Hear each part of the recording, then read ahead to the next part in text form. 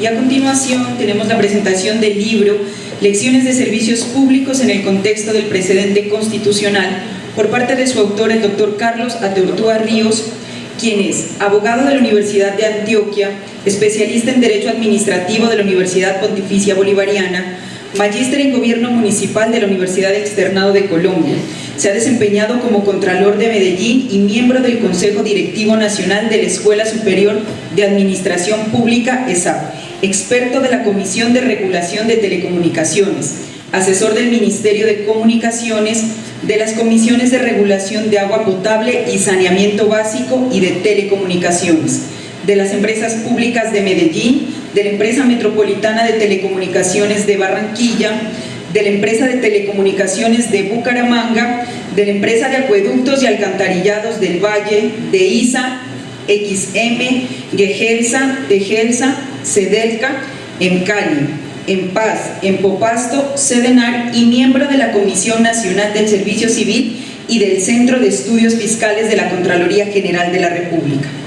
Director ejecutivo de la Federación Colombiana de Municipios, docente, investigador del Departamento de Derecho Económico de la Universidad Externado de Colombia, conjuez de la sección tercera del Consejo de Estado y de la Corte Constitucional, y actualmente docente universitario y asesor del Departamento Administrativo de la Presidencia de la República. Bienvenido, doctor Carlos Ateortúa. Buenos días.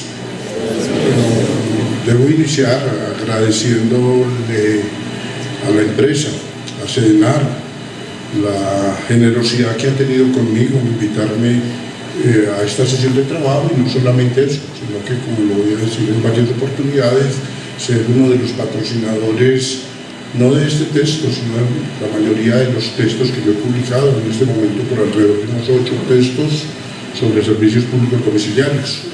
Agradecerle muy especialmente a la gerente, a la doctora Esperanza Narváez, que ha propiciado que podamos hacer esta sesión de trabajo del día de hoy y que tuvo unas generosas y muy importantes palabras para instalar la sesión de trabajo. Al área jurídica de la empresa, en particular al doctor Andrés Villota y a la doctora Mayra Bravo. Con ellos hablo permanentemente, con ellos discuto permanentemente, con ellos tratamos de construir este régimen cada vez más complejo de los servicios públicos domiciliarios. Al resto de directivos de la empresa, a las empresas de Pasto, he participado en su momento en decisiones muy importantes en Popasto, antes en Telenariño, que lamentablemente tuvo que desaparecer. Una frustración para el sector de los servicios públicos, que empresas con arraigo territorial como esa se hayan visto amenazadas y hayan desaparecido, o que en algún momento se haya pensado que el Sedenar deba entrar a ser administrada por terceros cuando en la región hay personas con suficiente capacidad para hacerlo. Creo que hay que defender el arraigo territorial, hay que defender las empresas locales, hay que mejorarlas, hay que ponerlas en un alto nivel de gestión, pero creo que el mecanismo de entregárselas a terceros para que la renta pública se concentre en manos de particulares no tiene ningún sentido. Creo que los servicios públicos tienen sentido en la medida que protegen los usuarios y en la medida que el excedente público se redistribuye en la sociedad. Empresas públicas de Medellín vale la pena en Medellín por ser el Estado y porque la riqueza que genera la redistribuimos en Medellín. Eso es lo que tiene sentido. Lo que tiene sentido es que estas empresas que generan rentas monopólicas, por más de que se diga que no, las concentran, las redistribuyan en la sociedad, y la única garantía que tiene Nariño en que sus rentas locales se redistribuyen en la sociedad es que Sedenar, es que Telenariño, es que en Popasto continúen siendo empresas con participación mayoritaria del Estado, y ojalá ni siquiera del Estado, sino de la región. Agradezco entonces la estada aquí de las empresas de Popasto y obviamente pues de Sedenar, a la superintendencia, con quien en este momento me une un hilo de mucha afectividad. Vengo trabajando con la super, lo que hace que este gobierno llegó, he hecho mucha afinidad con el actual superintendente de servicios públicos, a los usuarios, que creo que son la razón de ser de los servicios que nos acompañan en el día de hoy. También les agradezco a todos, a mis exalumnos de la universidad, que veo varios que están acá, les agradezco mucho que hayan venido, a los funcionarios de la rama judicial, porque creo que magistrados y jueces son los que construyen el derecho. No vale la pena que nosotros, los que estamos en servicios públicos, nos echemos los cuentos entre nosotros si esos cuentos no son apropiados por la jurisdicción.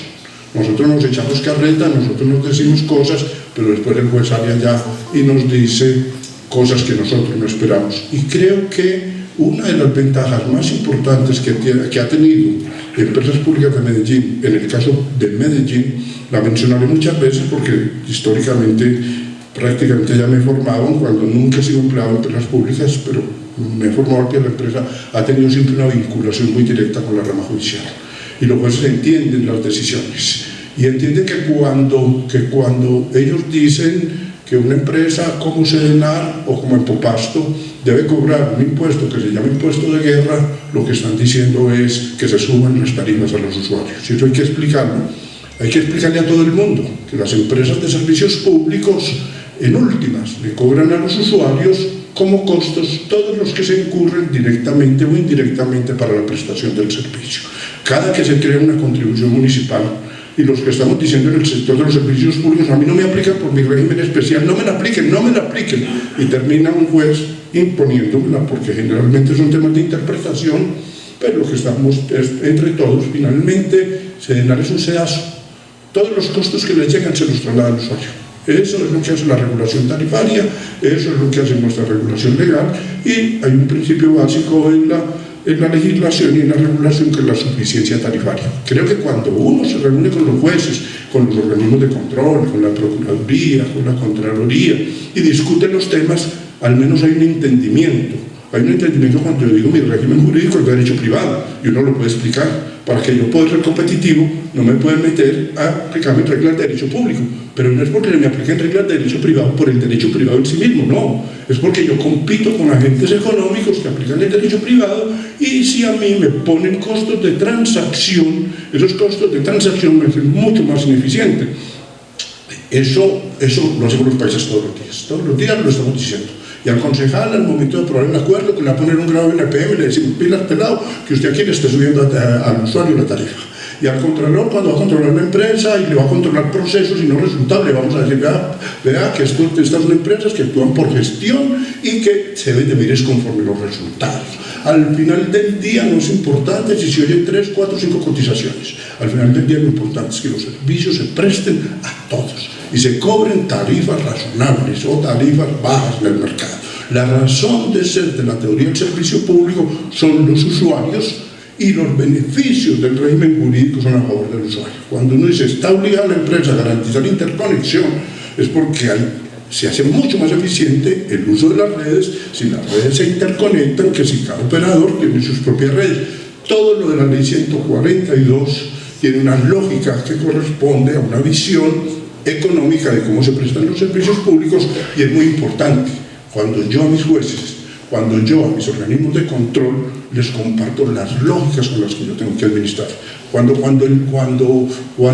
yo enseño que el derecho no es un fin en sí mismo, y menos el derecho a los servicios públicos. El derecho no es un fin en sí mismo, el derecho es un medio. ¿Un medio para qué? Para garantizar calidad de vida, para garantizar equidad, para garantizar bienestar, para garantizar acceso a mejores condiciones de existencia.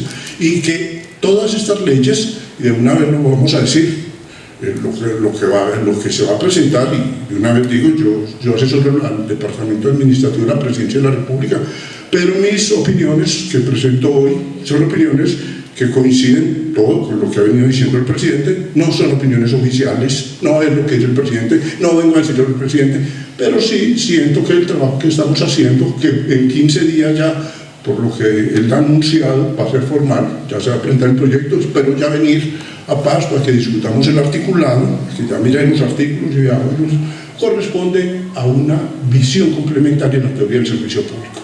Hasta ahora, y una conversación previa aquí que justificó, entre muchos motivos que justifican mi venida con el subgerente técnico de la empresa, que me explicaba lógicamente por qué en el mercado mayorista de energía la generación tiene un valor determinante, y él me muestra la lógica y yo se la entiendo él mismo. La lógica es funcionamos en un mercado, y ese mercado tiene que funcionar, y ese mercado tiene unas leyes, y esas leyes son las leyes del mercado. Nosotros como gobierno, y yo como académico, le estoy diciendo al país, servicios públicos más que un mercado, son bienes para la vida de las personas. Y por encima de las leyes del mercado están las condiciones de subsistencia de los seres humanos. Más que empresas, empresarios y plata, estamos hablando de mínimo vital, de servicio universal, de intervención en la economía para proteger a los más débiles. Vale la pena estudiar y hacer servicios públicos y prestarlos, es porque está en juego los derechos fundamentales de las personas, y no podemos dedicarnos a proteger leyes económicas del mercado en abstracto, y más cuando todos intuimos de que en esas leyes se están violentando, de que hay medidas especulativas de por medio, que hay decisiones estratégicas que no ponen oportunamente en el mercado suficiente cantidad de agua generada por las hidráulicas para aprovechar costos de oportunidad y con eso obtener mejores tarifas. Y eso nos está pasando si los generadores nos hacen eso, que el Estado intervenga en la economía, que el Estado salga, que alguien salga a defender a los usuarios.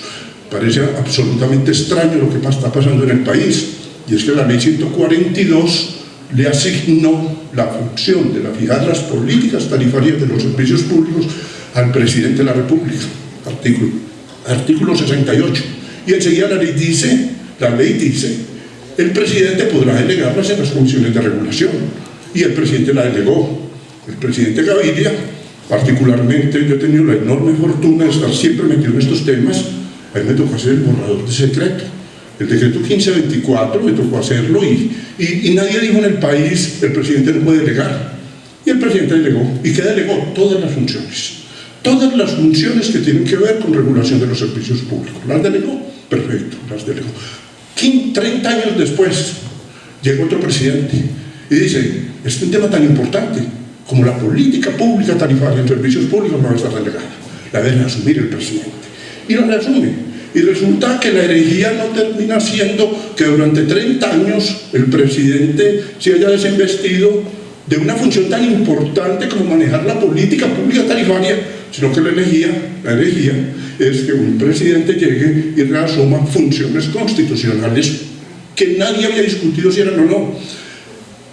Si ustedes toman los actos regulatorios de las comisiones de regulación, en el epígrafe de invocatoria siempre dicen las comisiones de regulación en ejercicio de las facultades que le da el decreto 1524 y el decreto 2253. Si ustedes van y leen esos dos decretos, son los que transfieren competencias. ¿Eso qué quiere decir? Que son 30 años donde se ha hecho la delegación. Después de 30 años de haberse hecho la delegación, hasta ahora el partido dice, no, esas funciones no son delegadas, son adscritas. Después de haberlas ejercido, y después de haberlas ejercido por 30 años, creo que ahí el mensaje está claro. El mensaje claro es que no va a haber una gran reforma, creo yo, en el contenido regulatorio, pero más especulación ni riesgos, más el estado ausente de las políticas públicas tarifarias en servicios públicos, ni riesgos, más defensa del mercado por el mercado mismo, ni riesgos. ¿Qué hay que esperar? Hay que esperar es más intervención en el Estado para garantizar servicio universal, para garantizar mínimo vital, para garantizar protección de los derechos de los usuarios. Y nos vamos a tener que dar golpes de pechos en las empresas. Llevamos desde el año 2003, la Corte Constitucional dijo no se puede suspender el servicio, en ningún caso, cuando se afectan derechos constitucionales protegidos, quedando está en juego el mínimo. Lo dice la Corte. Sin embargo, no lo hemos aplicado. Y sin embargo, el regulador ha pasado insensible frente a ese tema. Un tema tan vital que debiera estar en el orden del día. En el orden del día tiene que estar ese tema. ¿Cuál es el tema? El tema mínimo vital. Y el tema no se puede suspender. Y la invocatoria mía, cuando ya me reúno acá con la doctora Mayra, con la gerente, el tema no es discutir si vamos o no vamos a proteger el mínimo vital. Es que el mínimo vital está garantizado constitucionalmente.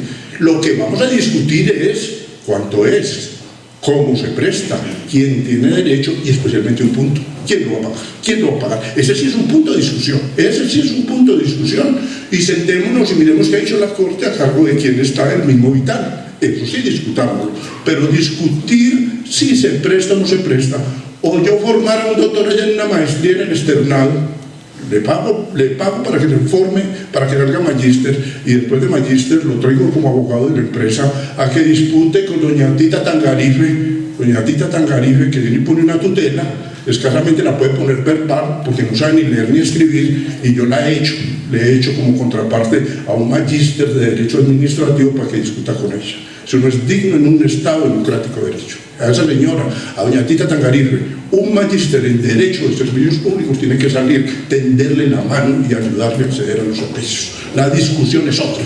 La discusión es quién diablos va a pagar la energía o el agua de la Tita Tangarife, y ahí sí. Y esa es la propuesta que traemos en el propuesto hasta ahora de la propuesta de legislación. Bueno, entonces aquí lo que decimos es que esta sesión de trabajo,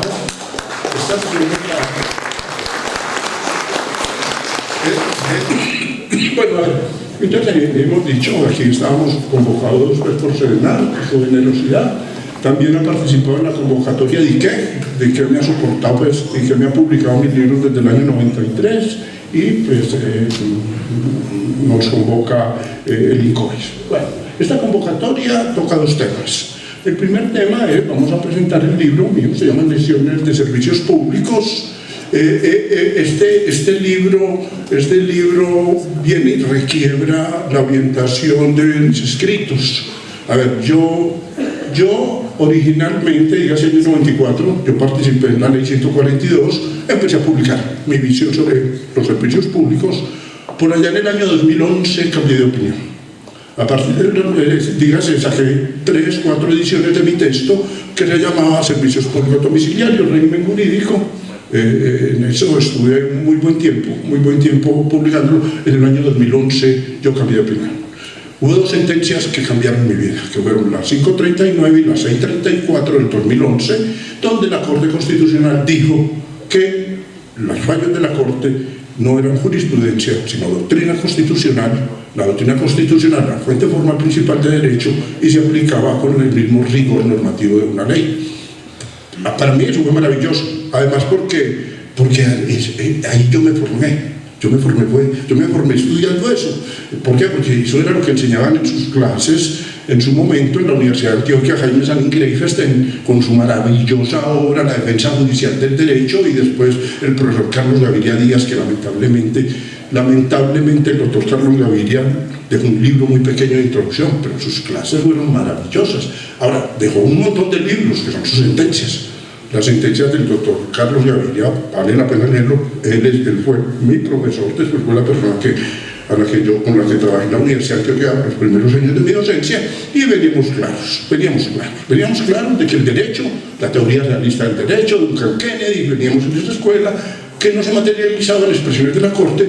Ya en el año 2011 la Corte viene y dice eso, y dice, ¿qué es el derecho? El derecho es lo que deciden los jueces, y el derecho constitucional no hay nada diferente, lo debate si es, y es que el derecho constitucional es el derecho mismo. Y por lo tanto, vengan funcionarios judiciales y funcionarios administrativos que quedan vinculados por el precedente.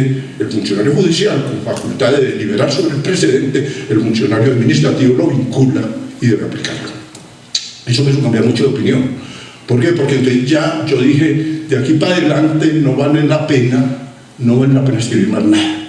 ¿Por qué? Porque yo ya vi la luz, yo ya vi el camino, ya vi la verdad. ¿Cuál es la verdad? La verdad es la doctrina de la Corte. Entonces de ahí para adelante lo que empecé a hacer, como dijo correctamente la gerente, la doctora Esperanza, yo lo que empecé a hacer fue unos libros de compilación jurisprudencial. Repetía, ¿para qué iba yo a explicar mal explicado lo que la Corte estaba explicando muy bien? ¿Para qué lo iba a explicar mal? Y lo que yo hacía era una sistematización de los temas, una muy buena selección de cuáles eran las sentencias relevantes y subrayando los textos indicados. Los libros míos siempre se han caracterizado, desde muy joven, en ser así, grandes y gruesos. ¿Es por qué? Porque yo creo que la verdad tiene que venir así, en una Biblia, que debe ser pesada, y que la gente dice que sí tiene el libro. Traigan el libro. Eso lo aprendí mucho cuando trabajé en Acuantioquia. Yo trabajé en Acuantioquia y los trabajadores de nosotros estaban clasificados en los estatutos. Y entonces el juez iba y decía, traigan los estatutos de Acuantioquia. Y nosotros le llevábamos los estatutos, que eran unas articles de juntas, unas fotocopias. Y el juez decía, estos no son los estatutos. estos no son los estatutos, y seguía adelante. Y lo hizo así, hasta un día que con el doctor Sergio Uribe Correa tomamos una decisión, fue publicar un libro así grueso, grueso, y bien empastado, le pusimos un título grande, Estatutos de Antioquia. Y de ahí para adelante no lo aceptaron. Bueno, hasta que lo sacamos, entre los sacamos en unas fotocopias de unas hojitas, la jurisdicción decía, no, estos no son los estatutos, esto es un acuerdo de junta, esto es una decisión de la asamblea, esto no son los estatutos. Pero cuando lo sacamos en un libro grande y pesado, adquirió la connotación de verdad. Desde ahí traigo el complejo de que mis libros tienen que estar en una compilación muy grande y deben de traer la verdad, deben de traer la verdad. ¿Y cuál es la verdad verdadera? Entonces aquí ¿qué hay? La palabra de Dios. ¿Por qué? Porque ya les dije, yo ya encontré la luz, ya vi el camino y aquí lo que hay es una revelación de la verdad. ¿Por qué? Porque ahí está lo que la Corte opina sobre cada uno de los temas. Esa tesis la mantuve, y la mantuve hasta marzo del año pasado. En marzo del año pasado, cuando empecé a ver que era probable que hubiera un cambio de gobierno, yo dije, esto va a cambiar, esto va a cambiar. Y 30 años que llevamos de defensa de una determinada forma de entender el Estado, 30 años que llevamos viendo defender el Estado desde un punto de vista que es el Estado liberal, la economía de mercado, de hablar de clientes, de hablar de precios, va a cambiar. Y va a cambiar, ¿y sabe qué? Nos vamos a devolver. Y tuve que decirle a mis hijos, ¿sabe qué? Hay que volver a comprar los libros, me tuve que ir a conseguir los libros de León Digui, ¿sabe qué? Nos devolvimos. Y nos devolvimos para la teoría del servicio público. Y ya vamos a defender nuevamente al usuario, y ya vamos a defender la intervención del Estado, y ya voy a releer nuevamente. Y servicio público se justifica es porque es un mecanismo de intervención del Estado en la economía para proteger a los sectores más pobres de la población, y eso implica releer todo. Entonces ya en este texto me tuve que volver y decir, muchachos, vean que es que por allá, en los libros viejos, hay gente que, un profesor del externado, amigo, me criticaba mucho. Decía, Carlos, ¿cómo vas a resultar hasta ahora en el partido citando a una persona tan vieja como León Digui que produjo sus escritos en 1890? Lo peor si lo lees, porque no cito a León Digui, ahí cito a Sócrates, ahí cito a Platón, ahí cito a Descartes, ahí cito a Kant, ahí cito, para mí, la cultura de la humanidad no pierde vigencia. Para mí leer a Descartes, para mí leer a Kant, para mí leer a Marx, yo estoy formado en la Universidad de Antioquia, para mí leer a Hegel, leer todo el pensamiento clásico de la interpretación de la sociedad no pierde vigencia. Entonces, y con esto termino, eso implica ya volver nuevamente a escribir opiniones. Arranco tratando de demostrar algo que trató de demostrar en su momento León Digui, y es que los servicios públicos son unas mercancías muy especiales. León Digui se ocupa mucho en demostrar que toda la sociedad se interpreta, el sociólogo, pues es el padre de la escuela sociológica. Él trata de demostrar que hay tres mercancías que tienen un inmenso valor en la sociedad, que son el dinero, y que eso le preocupa a los ingleses, la teoría económica, el trabajo, y eso le preocupaba a los alemanes de la época, y entonces estaba todo el trabajo de Marx, a propósito del trabajo de la propiedad y los servicios públicos. Y es que los servicios públicos son una mercancía que tiene unas características tan especiales que no se puede tratar con criterios de mercado. Y no le puede tratar con criterios de mercado porque no hay suficiente oferta. Y no porque la demanda no es flexible, no hay flexibilidad. ¿Y por qué? Porque es que se trata de bienes meritorios. Porque es que Tito Tangaribe aquí, en un barrio en Morazurco, no puede escoger si tiene o no tiene energía de Sedenar, y no puede escoger si tiene o no agua de Empopasto. ¿Tiene agua de Empopasto o agua de Empopasto? Y él no puede decir, no tomo agua de Empopasto porque ¿sabe qué? Yo mismo voy a solucionar mi problema de agua. Yo mismo la voy a solucionar. Voy a poner un tanque de agua en el techo de mi casa y voy a quemar ramo bendito a ver si de pronto llueve y ahí voy a guardar el agua. Él no puede tomar esa decisión. Ni puede decidir, no, ¿sabe qué? Quito la energía de Sedenar y en su lugar voy a comprar leña. Y en su lugar, en vez de tener televisor, nos vamos a sentar en la sala a ver las monerías a la abuela. Todos en la tarde, en la noche, nos vamos a sentar en la sala a ver a la abuela hacer monerías en vez de ver televisión. Él no puede tomar esa decisión. Lo matamos entre todos. Él tiene que tener televisión, y tiene que tener energía, y tiene que tener algo. Esos son productos que no tienen sustitutos en el mercado, que no tienen nada que hacer. Bueno, entonces esta es la primera edición. Aspiro a final del año de este año, y una vez aprovecho que está aquí la doctora Esperanza para pedirle de una vez la colaboración para el fin del año sacar la segunda edición, espero para el segundo año, porque yo creo que en el segundo año ya tenemos nueva ley. Esta edición viene con la ley 142 y creo que el año entrante, el 2024, vamos a ajustar 30 años de la ley 142. Creo que tenemos que celebrarlo dándole una mediana sepultura, porque esta ley o la va a cambiar toda o va a cambiar su columna vertebral, y eso va a ser fundamental. Entonces, pero ya se me adelantó esta doctora, esta doctora es muy adelantada. A ver, yo leo aquí rápidamente, sí. La anterior. Y yo le digo, no, la anterior. Muy adelantado. Yo leo esto rápidamente y pila saliva. Entonces, esta sesión de trabajo es unas dos. Uno, mis lecciones de servicios públicos. Lo primero, el fin es pedagógico. Esto no está hecho para venderse en el mercado, a pesar de que se saca, no. Esto es para unos estudiantes. Esto es para unos estudiantes. Y para las personas que estamos dedicados al tema. No tiene pues un fin del mercado. La primera edición, esta es una primera edición, la otra ya quedó hasta la 7ª edición, y eso se debe pues, fundamentalmente a que aquí viene un replanteamiento de la teoría del servicio público. Un capítulo muy importante, el valor de la doctrina constitucional, y un paralelo permanente entre la teoría del servicio público y las actividades de interés general. Enseguida voy a explicar eso. Y el segundo motivo que nos reúne hoy aquí es hacer unos comentarios al entorno de la transformación del sector, la propuesta del gobierno, la iniciativa que se presentará al Congreso, que va a tocar bases sustanciales de la ley 142, pero la orientación general se mantiene. Por ahora, en lo que hasta ahora se ha trabajado, ahora sí la ayuda que sigue. En la ayuda que sigue, pues, mis agradecimientos muy importantes a CEDINAR, hay que estarlo diciendo a cada momento, de que Empresas Públicas de Medellín, Empocabal, Empresa Energía Pereira, EMPAS, EIS, ISA. Las menciono porque esas empresas todas han sido muy generosas conmigo, son de todos los servicios, son de todo el país, hay empresas estatales, hay empresas mixtas. A la comunidad académica, Yo soy profesor en este momento en el externado, en la Libre en 3, en la Libre en Pereira, en la Libre en Cali, en la Libre en Cartagena y CECI de Cali, EAPIC de Medellín, Universidad de Medellín, la Universidad de Antioquia, que es mi universidad, la Universidad de Cartas y eventualmente en otras dos universidades que pues, no se ha confirmado para este año, pero esas son mis universidades y allá es donde se va a quedar el libro. El libro va a atender un público muy directo, que son estudiantes de servicios públicos. Incluso hay partes del libro que ustedes la leen no la entienden muy claramente, y es porque yo cuando estoy explicando la clase digo, miren tal cosa y ya está ahí. Entonces, bien complicado. Sin embargo, pues sirve para todo el mundo y muy especialmente también INCOES, que ha estado metido en esto. Sigamos. Sobre el texto. Entonces ahora, el texto se construye con todo el sector.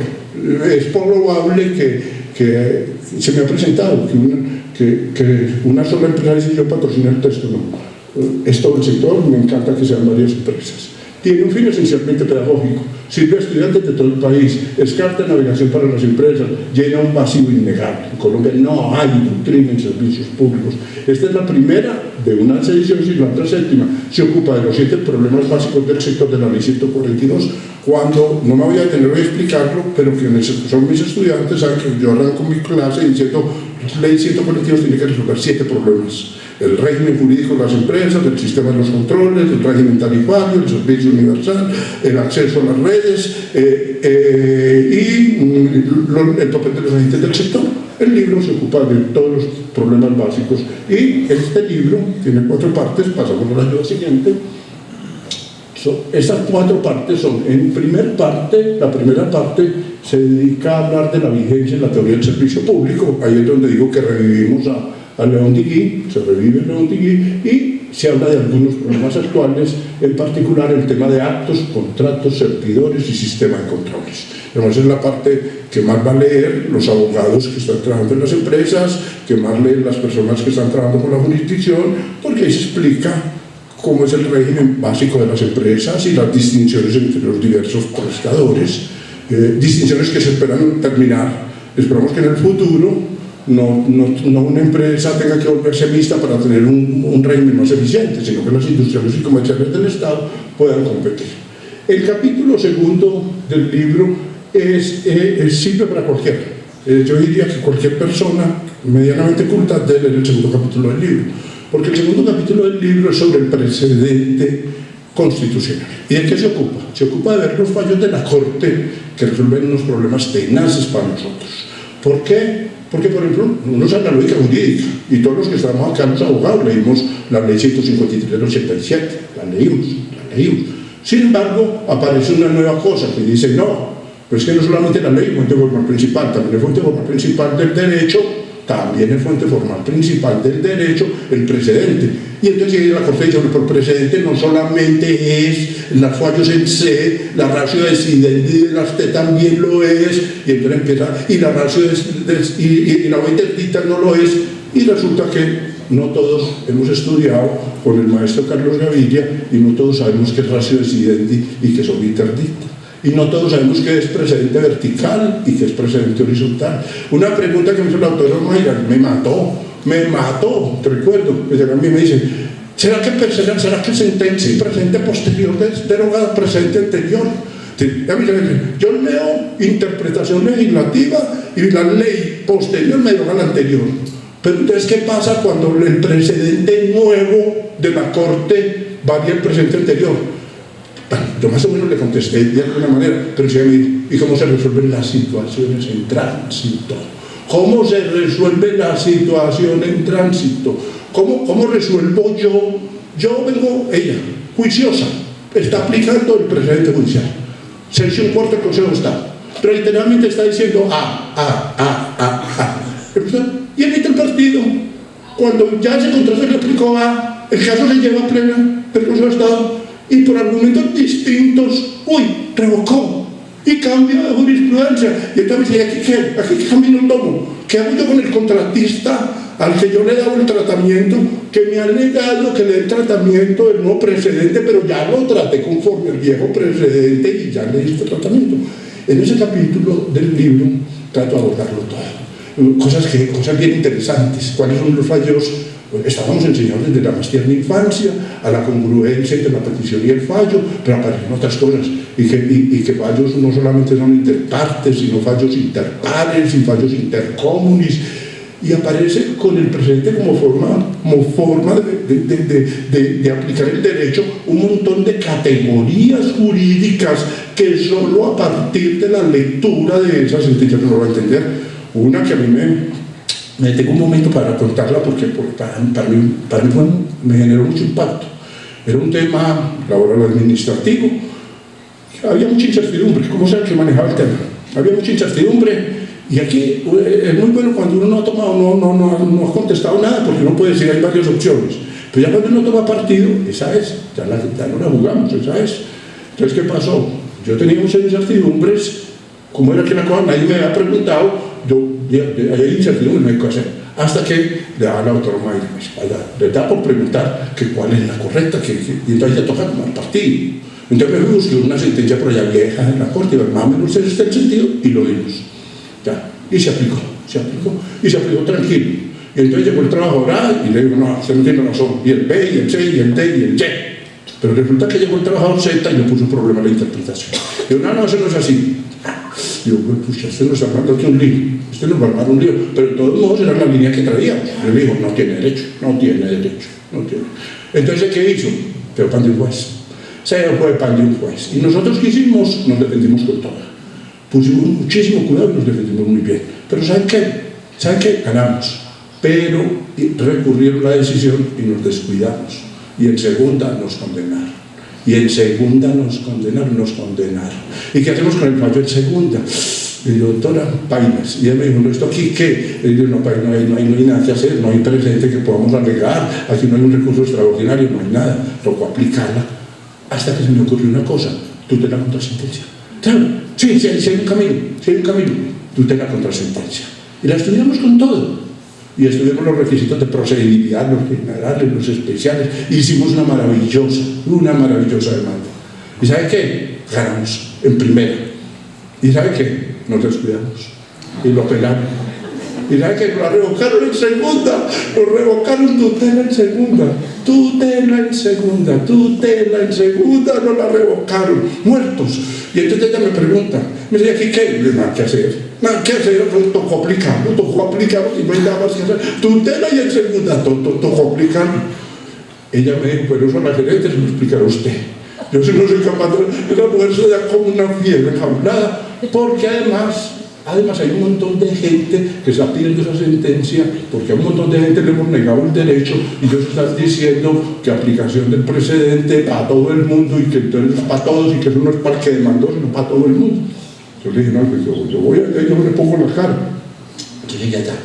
Y yo, tengo que explicarle le tengo que explicar que una tutela en segunda nada que hacer.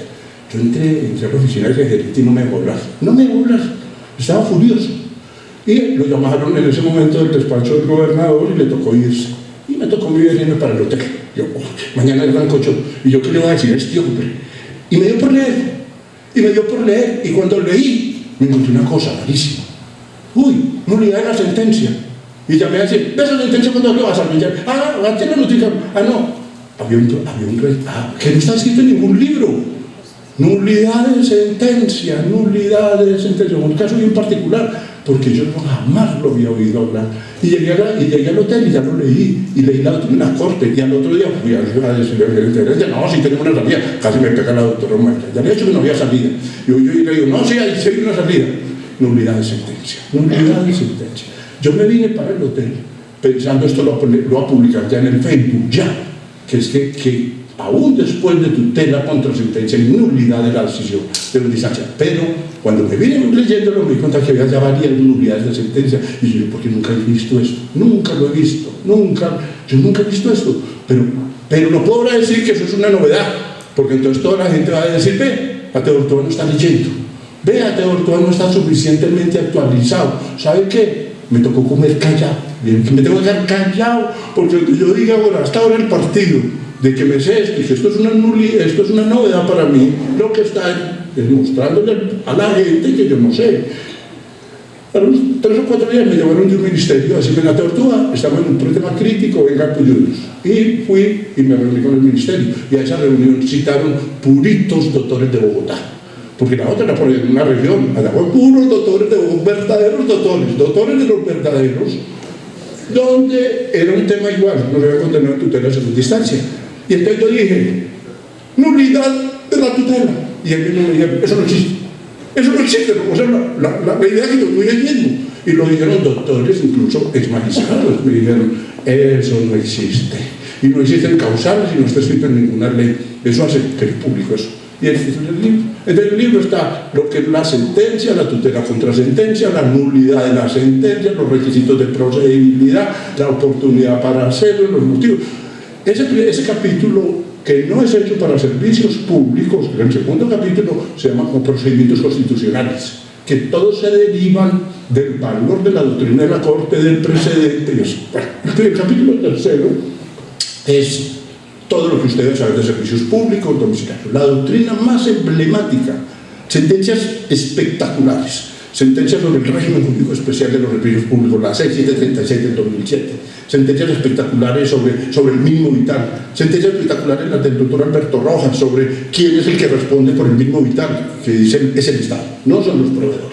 Es el municipio o es la nación, dependiendo de quién sea. Sentencias espectaculares que hablan sobre el debido proceso, la 650 del 2003, sobre el sentido de la regulación. Ahí yo me tomé el trabajo de escoger más o menos las 100 sentencias más importantes de la Corte, extraer el pedacito que hay que leer, provocar para que el que lo lea se vaya para la fuente, provocarlo. Pero que lo necesito leer el día Juan aquí, ahí está. Que tengo menos tiempo, subrayado en amarillo. Y una flecha que le diga, este es el pedacito pertinente. Una flecha que le diga, señala con el dedo, este es el pedacito, léalo, papá, aquí es donde está el pedazo. Esa parte ustedes la cogen y van a identificarla. Y uno ve, este doctor radió todo eso con amarillo. Eso que está redactado con amarillo es un resaltamiento. Y finalmente el derecho positivo, que es la ley 142. Bueno, el estado del arte. Bueno, sí, todo ya es suficiente. ¿Esto qué tiene que ver? A ver, más o menos lo que ha pasado es que yo desde el año pasado empecé a presentar, a estudiar, invité al sector.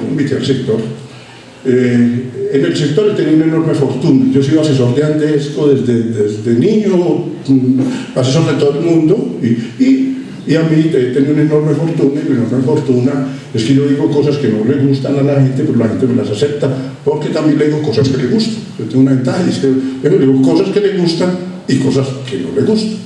Pero como las que le gustan son tan importantes, entonces me toleran las que no le gustan. La una me las tolera y las otras se las aprende. Entonces, ¿qué pasa? Yo el año pasado empecé a decir hay que hacer una ley. Eso le gustó a un buen sector de parlamentarios y finalmente al gobierno trajo independientemente su propuesta, y desde octubre ya empecé a trabajar en un proyecto que no se publicó. ¿Cuál es el estado del arte? El estado del arte es que no hay una versión oficial, y no hay una versión oficial porque apenas se está construyendo. Ahora, en Colombia todos somos así. Esta es la séptima vez que yo trabajo en un proyecto de ley, es la séptima vez. Todas se utilizan más o menos el mismo mecanismo, y en algunas las traemos hechas y se presentan a la gente, y la gente no dice, pero eso ya lo hicieron, se reunieron ya 4 o 5 y lo hicieron, y no nos tuvieron en cuenta para hacerlo. En esta la estamos haciendo, pero es que no lo han hecho. Eso vamos a discutirla en el proceso de hacerla, el entorno, y vamos a discutirla una vez está hecha. Pero en este momento apenas está en el proceso de formación, muy acelerado, por lo que ustedes han podido ver. El proyecto originalmente se dijo que se iba a hacer, el gobierno dijo que lo iba a hacer, después dijo lo voy a hacer en el 2023, ya lo puso en la agenda de este año, y en las últimas semanas he dicho es prioritario y se va a presentar casi en forma inmediata. Ya está incluido en la agenda legislativa del gobierno en el 2023, después ya se priorizó en la agenda, o sea, hoy es de la prioridad. Presentaron antier el de salud y entra en capilla de servicios públicos. Se minimiza el error histórico de alterar la unidad normativa del plan de desarrollo. Ustedes vieron eso, los que le habían llevado un par y paso al plan de desarrollo, vieron que en el plan de desarrollo había un montón de normas de servicios públicos y que ya que se radicó no aparece. Y no aparecen porque en presidencia se hizo el análisis y normas que eran evidentemente o que eran discutibles desde el punto de vista constitucional las quitaron. ¿Para qué? Para que vean en sus proyectos de leyes ordinarias, respetando la doctrina de la Corte sobre la unidad materia. Hay un aporte muy importante, los organismos de control. Seguramente, no sé si aquí hay gente de la Contraloría, pero seguramente hacemos una sesión de trabajo, porque va a haber normas sobre control fiscal en servicios públicos. Hay cosas que son muy tristes, como así que Electricaribe se llevó por más de 5 o 10 años la plata de los subsidios y nadie lo controló. Uy, qué pena, ¿cómo así? ¿Cómo así que entonces Electricaribe recibió recursos del FOES por muchos años y nadie vio? La plata de los más pobres. No, esa plata tiene que recontrolar. ¿Cómo así que muchos municipios le están dando a las empresas aportes bajo condición y eso no se está regulando en tarifa y nadie lo está vigilando? ¿Cómo así? ¿Cómo así que nadie está llevando un control fiscal sobre el esquema de subsidios y contribuciones para si están contribuyendo los que tienen que contribuir y subsidiando los que hay que subsidiar? Ahí viene un capítulo de control muy interesante y en esa lógica que se planteó para salud, y es el Estado tiene que ser especialmente cuidadoso que los recursos públicos no sean manejados por los particulares sin un control público estatal. Ojalá los maneje siempre el Estado, pero si los manejan los particulares estén sometidos a un sistema de controles. La construcción de comunidad académica y comunidad social, en buena medida esta sesión de trabajo, es buscando cómo informarlos, buscando participar. Por eso se invitó a las universidades. Es muy importante que las universidades opinen y que opinen especialmente una vez ya conozcan el articulado. Ya estamos en el proceso de la versión 2, ya estamos. Iba a haber una versión 3, parece que no, parece que la versión 2 va a ser la versión definitiva. En esta nueva versión van a ser temas tecnológicos. Temas tecnológicos va a haber muchos. De la tecnología, la transición energética, nuevas formas de generación, nuevas formas de medición, telemedición en todos los, medición a distancia, nuevas formas del suministro del agua, cambia la definición de cada servicio. Ya el servicio de energía no es la distribución a través de redes de transmisión que llegan a un inmueble y que el inmueble se conecte y mide. No, ¿por qué no? Porque apareció un usuario nuevo, el usuario no está pegado allá de de una eólica, o ese está pegado allá, es de un panel solar, y entonces en vez de recibirla desde un sistema nacional de distribución y transmisión, le está metiendo energía al sistema. Entonces hay que empezar a pensar en el monosual. A ver, cuando se hizo la ley 142, al que yo participé, el mundo se acababa en Medellín, Bogotá, Cali. De pronto Pasto haría parte del mundo, pero Ipiales no. Pero la zona periférica cuando se hizo la ley 142 no se pensó que había una cosa que se llama la ruralidad. No se pensó. Más, cuando se pensaba que eso iba a ser objeto de otras leyes. ¿Qué ley le vamos a aplicar a un señor que está en Chachagüí y trae el agua por manguera? Pues un hombre para aplicar la ley 142, tiene que tener un esquema. Después que también se la ley 142, que terminamos aplicándole a la traída del agua por manguera la ley 142, una decisión absurda. Esta ley va a prever eso. Pasamos entonces a la ayuda siguiente. Va a traer varios temas.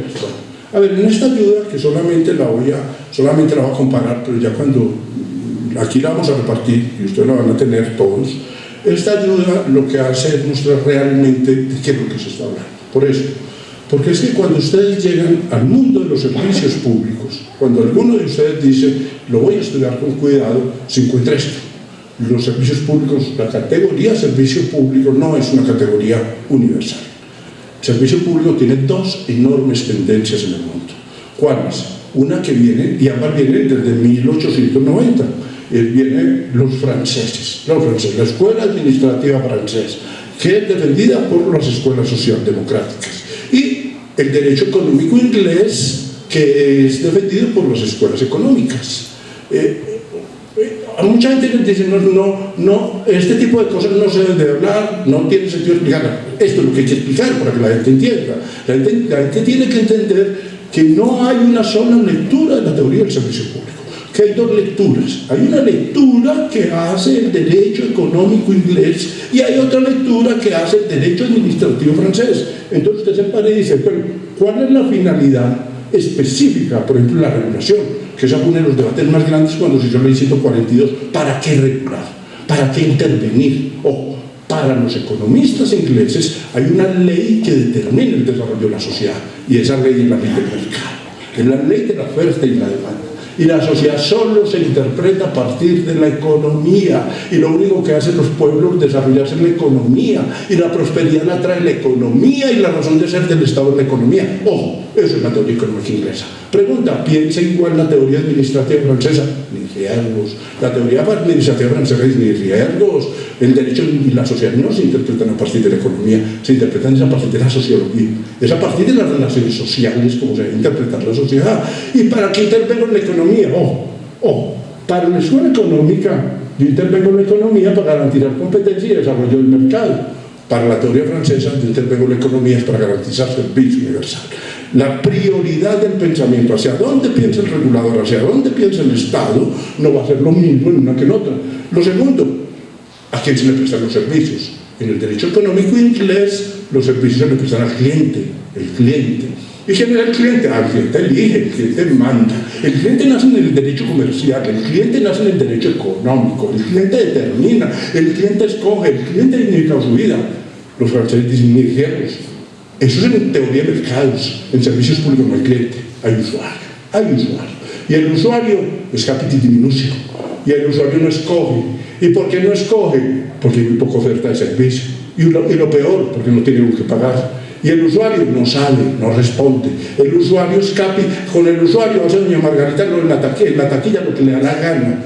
Doña Margarita es la que manda. Y él es feliz porque doña Margarita lo saludó y deja de comer 2 días porque él realmente se entiende bien con los doctores. ¿Quién es el cliente? El cliente tontito Tamayo, allá en una provincia de Nariño. Y ese señor no es un cliente. ¿Por qué no es un cliente? Porque no tiene autonomía de voluntad. Y entonces va a estar asociado al tema del contrato. Ojo, el cliente celebra contratos y discute. El cliente celebra contratos y los lee, y los sabe, y sabe cuáles son los derechos. El usuario no lee el contrato. Y no lo lee por 2 razones. La primera, porque si lo lee, no lo entiende. No. Don Tito Tamayo allá en Chachagüí leyendo el contrato de condiciones uniformes, las reglas de interconexión y el comportamiento del mercado. Bailas pelado. Entonces el cliente no lee el contrato. Y entonces, ¿qué dice el derecho administrativo francés? No lo pongan a generar contratos, háganle un reglamento de protección del usuario. No vale la pena que un ciudadano de Pasto, sus derechos los proteja un contrato si él no lee el contrato. Ahora, si ese ciudadano de Pasto ya tiene un grado como ustedes, que son doctores de doctores, y que todos los que están aquí, salvo uno, ha leído el contrato, se justifica que lo tengan. Pero es que aquí en esta sesión de trabajo, un doctor, aquí, y no ha leído el contrato. Hay gente de la empresa que no ha leído el contrato. Obviamente no los que estamos aquí, porque los que estamos aquí somos gente muy decente y muy ordenada y muy aseada, pero hay gente, imagínense, hay gente, jueces, hay gente que no lo ha leído, Y entonces uno dice, ¿y entonces los derechos y los deberes dónde están? En ese contrato. Yo le diría a la oficina de PQR de Sedenar o de Popasto, ¿cuántas citas han recibido de usuarios que dicen, ¿sabe qué? Voy a ir a discutir con ustedes el contrato? O sea que voy a ir porque le tengo un reparo a la cláusula 18 literal D número 3 del contrato. Ojo, eso no existe. Entonces, ¿qué viene y dice la teoría del servicio público? La teoría del servicio público dice, los servicios públicos es intervención del Estado en tu economía para proteger el servicio universal. Y en servicios públicos no hay clientes. Luego no me preocupo por el mercado, que ahí no quieren usuarios. Y los usuarios no tienen contratos. No se pueden adaptar los contratos. Ahora, si hay un usuario muy grande, una empresa, un revendedor, déjelo contratar. Bueno, pero por la iniciativa de él. De una persona que hay un centro comercial que es el sí. Bueno, ese sí contrata. Y por eso una ley, y creo yo que la ley que se lo sacará aquí en Colombia, primero va a suprimir el contrato. Y va a decir, los usuarios tienen derecho a un reglamento. Uno y único en todo el país. Y el mismo para Sedenar, y el mismo para Popasto, y el mismo para todos, y el mismo para Buenaventura, y el mismo para Tumaco, el mismo para todos. Ahora, va a decir, si por iniciativa del usuario yo tengo unas condiciones especiales y quiero no tener ese reglamento sino el contrato, aquí contrate, tranquilo, no se me niega el derecho a contratar y se sale del reglamento. Pero no vamos a decir que como hay 2 o 3 que contratan, entonces a un Tulio Tamayo lo vamos a meter en un régimen contractual que no es la autonomía de su voluntad, que no participa. A ver, no me voy a meter más ahí, pero sí les quiero decir esto. En el modelo económico, la razón de ser es la competencia y el mercado. En la competencia y el mercado, lo importante son los clientes, los precios. Las regulaciones para promover las competencias, las relaciones son contractuales, la defensa de valores, el principio rector. El principio rector es la libertad y la igualdad. Son las banderas democráticas liberales. En el modelo defiende la libertad y la igualdad. Ahí vale la pena detenerme un poco, un momento, un segundo. Ya me estoy pasando 5 minuticos, pero vale la pena para terminar esta ayuda. Una de las banderas más importantes del modelo económico es que defiende 2 valores. Esos valores son la igualdad y la libertad. Entonces, ¿lo que quiere decir? Que todos somos iguales. Y que entonces la tarifa debe cobrarse y se nos debe cobrar a todos. La pregunta es, ¿cómo así? ¿Cómo que a la doctora Esperanza Narváez, que es estrato 7, le van a cobrar lo mismo que a Carlos Ateortúa, que es la guacherna, estrato 1? ¿Cómo así? ¿Cómo van a revolver el pueblo con los doctores? Ojo.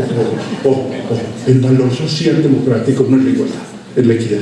¿Y qué es la equidad? Todos pagamos. Yo pago y ella paga, pero ella paga mucho, la doctora paga mucho. ¿Y por qué paga mucho? ¿Qué razón tenemos para que pague mucho? Paga mucho. Ateortúa paga poco. ¿Y qué razón tenemos para que Ateortúa pague poco? Gana poco. Miren que es un valor que se trastoca en el modelo. Aquí cuando en el proyecto de ley vamos a decir servicio universal, ¿qué quiere el servicio para todos? Gratuito, ni riesgos, todos pagan. Lo mismo, ni riesgos, todos pagan de acuerdo con su capacidad,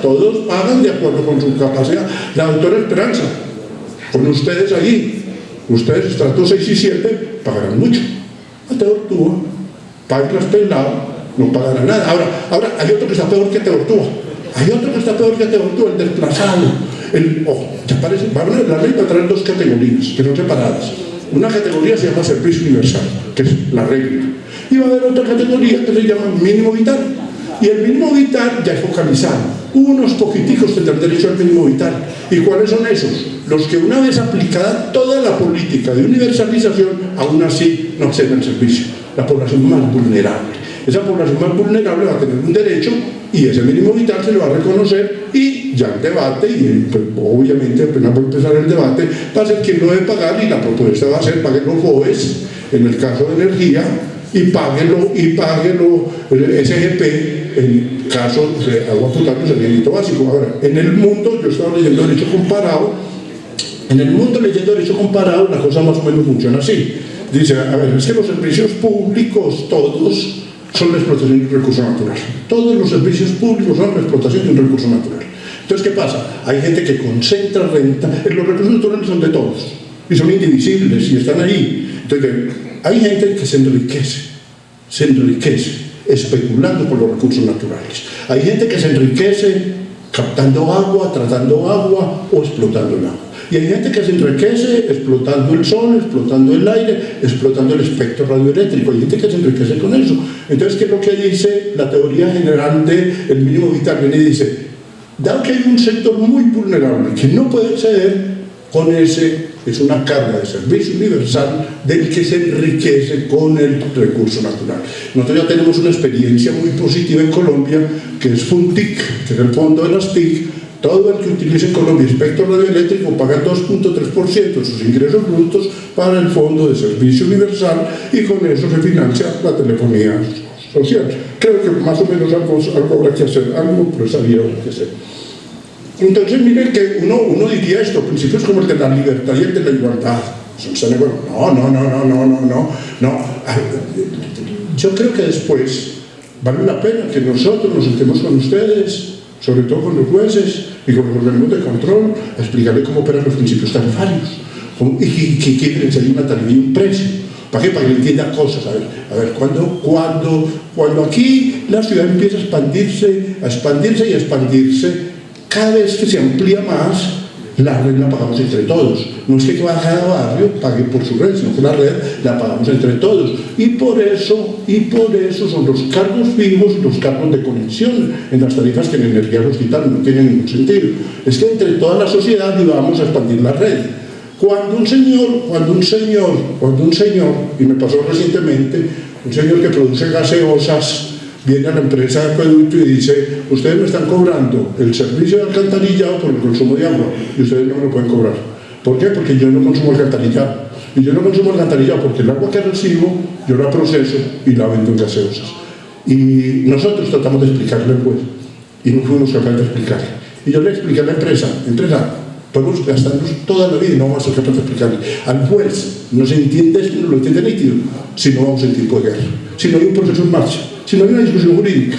Ya metidos en la discusión jurídica, el juez no nos va a entender nada que le digamos. ¿Por qué? Porque va a creer que estamos defendiendo nuestros intereses de parte. No, era claro que la gente sí tiene que pagar el alcantarillado. Es que el alcantarillado lo pagamos entre todos, es que cumple una función social, es que el cargo lo pagamos entre toda la sociedad. Sin embargo, en ese caso se perdió y nada que hacer, lo perdimos y nada que hacer. Ya después de que lo perdimos, pues ya sí tuve la oportunidad de conversar con el juez en otro municipio y le expliqué, no funciona así. Y me dijo lo que yo estoy diciendo, eso no lo deben de haber explicado en tiempo de paz, eso no lo deben de haber explicado antes de que se armara el conflicto, antes de que hubiéramos salido. Si eso no lo explican, pues ya nosotros lo entendemos y nosotros lo vayamos. Bueno, el régimen jurídico, el derecho privado y el tratamiento para todo el mundo es igualitario.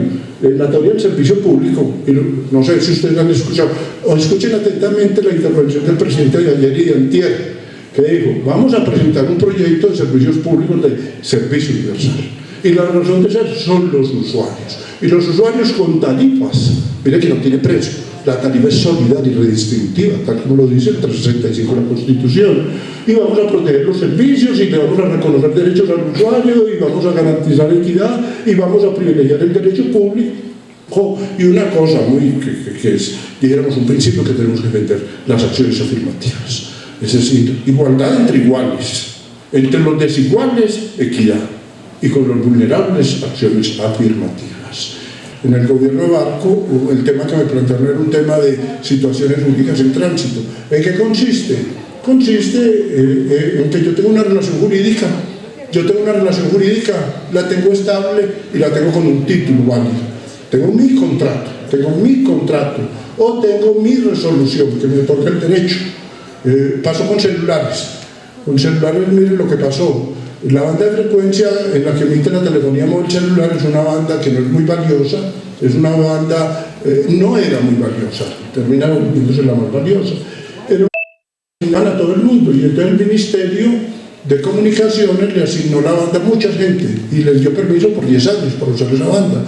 Llegó la telefonía móvil celular y la telefonía móvil celular, al momento de asignarle banda de frecuencia para el servicio, la banda era esa que el Ministerio le había dado a otras personas y a las personas les habían dado permiso por 10 años. Entonces surgió una pregunta, bueno, las personas que están utilizando la banda, la están utilizando, hoy utilizan la banda de frecuencia y le dieron un permiso por 10 años y la están utilizando, pero llegó a un desarrollo tecnológico que dice esa banda es para móvil celular, ¿se puede o no se puede sacar de la banda?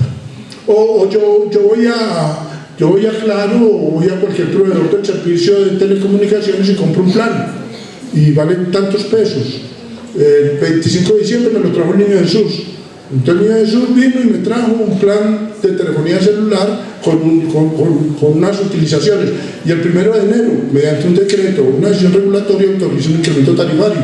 La pregunta que es, bueno, ¿y entonces qué pasa con el plan que yo tenía ahí? ¿Qué pasa en servicios públicos cuando yo vengo con un régimen, aparece una regulación que cambia el régimen o cambia el régimen jurídico? Ahora, miren que ese problema que lo vamos a ver todos los días se va a resolver distinto dependiendo de las teorías jurídicas. ¿Por qué? Porque el derecho privado lo resuelve a favor de la seguridad jurídica y el derecho privado solo tiene problema. ¿Qué dice? Actos y contratos se rigen por las leyes vigentes al momento de su celebración y país. A mí me aplican el derecho que está vigente, ley 153 del 87, a mí me aplican el derecho vigente al momento de expedir el acto del contrato y la norma posterior no me lo afecta. Eso es derecho privado, eso es economía inglesa, eso es seguridad jurídica. Eso piensan los franceses, mis riesgos. ¿Qué piensa la teoría francesa? Dicen, nada. Las normas de servicios públicos son de orden público y son para privilegiar el interés público social y las normas sobrevinientes se aplican. Las normas de orden público son de efecto general e inmediato. Ley 153 del 87 también. Entonces, voy a hacer otra forma de leerlo. ¿Por qué pongo el ejemplo? Porque no se nos viene. Se nos viene cómo vamos a leer el derecho. El derecho se va a leer desde la perspectiva del derecho privado o desde la perspectiva del derecho público. Y entonces ya no hay contratos, hay reglamentos. Y el contrato da mucha más estabilidad jurídica que el reglamento. El reglamento lo fija unilateralmente el Estado y el reglamento lo podrá cambiar. Debo ahí la ayuda, porque la ayuda me parece que ayudará mucho a entender muchas cosas que se vienen, pero la dejamos ahí para poder seguir adelante. Sigamos adelante. Entonces, el propósito del proyecto de ley que viene es 3 cosas. Primer propósito, que el presidente pueda cumplir su plan de gobierno. Y su plan de gobierno no es todos los servicios públicos. Su plan de gobierno se reduce a 3 ideas básicas, que son servicio universal, incluido el servicio de Internet. Internet universal, Internet para todos, mínimo vital, incluido el servicio de Internet y derechos del usuario. Ese es el núcleo de la propuesta que el presidente está planteando en materia de servicios públicos. Núcleo, lo digo cada que dicto una conferencia, miren esto, para que miren la diferencia. El gobierno está diciendo que el núcleo de la nueva ley de servicios públicos son los usuarios. Cuando hicimos la ley 142, terminada, fue leída por un experto, amigo mío, pues en su momento era muy amigo, un profesor español, y el profesor español miró la ley colombiana, miró la ley 142, todavía no se había puesto en vigencia, y me llamó el otro día y me dijo, Carlos, Colombia va a ser una ley, la verdad que muy buena ley, qué ley tan buena, pero ¿cómo es que Colombia va a ser una ley de servicios públicos y no tiene un capítulo que se llame usuarios? Uy, se les olvidó que la razón de ser de los servicios públicos son los usuarios.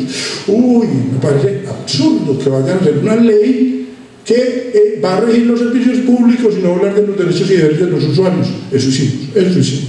¿Por qué? Porque nosotros estamos obsesionados por hacer la apertura, por hacer la globalización, la internacionalización, la competencia, pero se nos olvidó que esos son instrumentos, son medios para hacer un fin, que el fin son los usuarios. Ahora la finalidad del nuevo texto es el núcleo, tienen que ser los usuarios. Ahora, el mercado, la competitividad, la competencia, todo eso va a quedar, pero como medio para poder realizar los valores. Lo segundo importante, y es como diríamos un propósito esencial del gobierno, es respetar a la rama judicial y especialmente respetar la Corte Constitucional. No tiene sentido que la Corte haya sacado más de 60 fallos sobre el debido proceso y mínimo vital y que esos fallos no los estemos cumpliendo. No tiene sentido que la Corte saque los fallos que ha sacado de protección de los recicladores y el reciclaje y de las acciones afirmativas y de las discriminaciones positivas y nosotros no los hemos aplicado. Uno de los propósitos centrales es venir y rescatar los fallos de la Corte sobre el régimen jurídico especial, claro, el régimen jurídico especial de los recursos públicos lo dijo la Corte, y venir a aplicar la intervención del Estado de Economía dentro de la doctrina de la Corte, pero muy especialmente lo que la Corte ha dicho en materia de mínimo vital y en materia de debido proceso. Y finalmente, otro de los propósitos es que esa ley tiene 30 años, y en 30 años nos variaron las modalidades de prestar el servicio. Entonces ya la forma de generación ha cambiado, ya nos va a quedar muy duro seguirle jalando a la térmica. ¿Por qué? Pues porque es altamente contaminante y entonces nosotros ya tenemos que irnos para la eólica, pero entonces la autora dice, pero ¿cómo hago para irme para la eólica si me están diciendo que es regulación de mínimo costo y esa vaina está saliendo muy costosa? Entonces tenemos que empezar a cambiar la regulación de mínimo costo y establecer un sistema tarifario donde se tenga en cuenta la protección del medio ambiente. Pues ahí tenemos una limitación muy grande y la limitación muy grande es que esas energías que hoy, en el futuro, se van a producir de manera muy económica y muy barata y muy eficiente, no, como regla general, al menos eso dicen algunos, no son tan eficientes económicamente. Hoy socialmente son las mejores, las más beneficiosas. No hay duda que hay que utilizarlas, pero resultan muy costosas. Entonces hay que empezar a mirar cómo vamos a equilibrarnos. Y entonces aparecen un montón de cosas. Aparece la telemedición, que se va a generarla, lamentablemente, pues por razones de constitucionalidad, la Corte declaró inexequible ya las leyes que venían hablando de la conexión de los usuarios de energía en forma gratuita a través de sistemas de telemedición. Creo que ese error hay que corregirlo a todo el mundo. Es lo mismo de ahora. Pregunta: ¿le tenemos que poner un obstáculo al desarrollo tecnológico? Ni riesgos. Hay que promoverlo. Y entonces, ¿qué quiere decir eso? La telemedición tiene que ser una realidad. ¿Qué es eso? Sistemas inteligentes midiéndole a cada quien en su casa. Eso hace que a nadie hay que suspender el servicio. ¿Por qué? Porque las propias personas llevan un control de sus consumos, ¿saben? Y nunca habrá que desplazarse una persona a la casa. Ahora, bien la pregunta: los ciudadanos colombianos no tienen capacidad de pago. Por eso esa obligación hay que ponérsela a las empresas. El tema con la Corte, y la Corte dijo: ni euros, los usuarios deben pagarla. Y deben pagarla pues porque la estructura de costos es básica en la Constitución como un elemento de la tarifa. Yo creo que faltó razonabilidad. ¿Cómo eso se debe resolver? Eso se debe resolver así. Los usuarios sí deben de pagarla. ¿Pero cuáles? La autora Esperanza y ustedes deben de pagarla.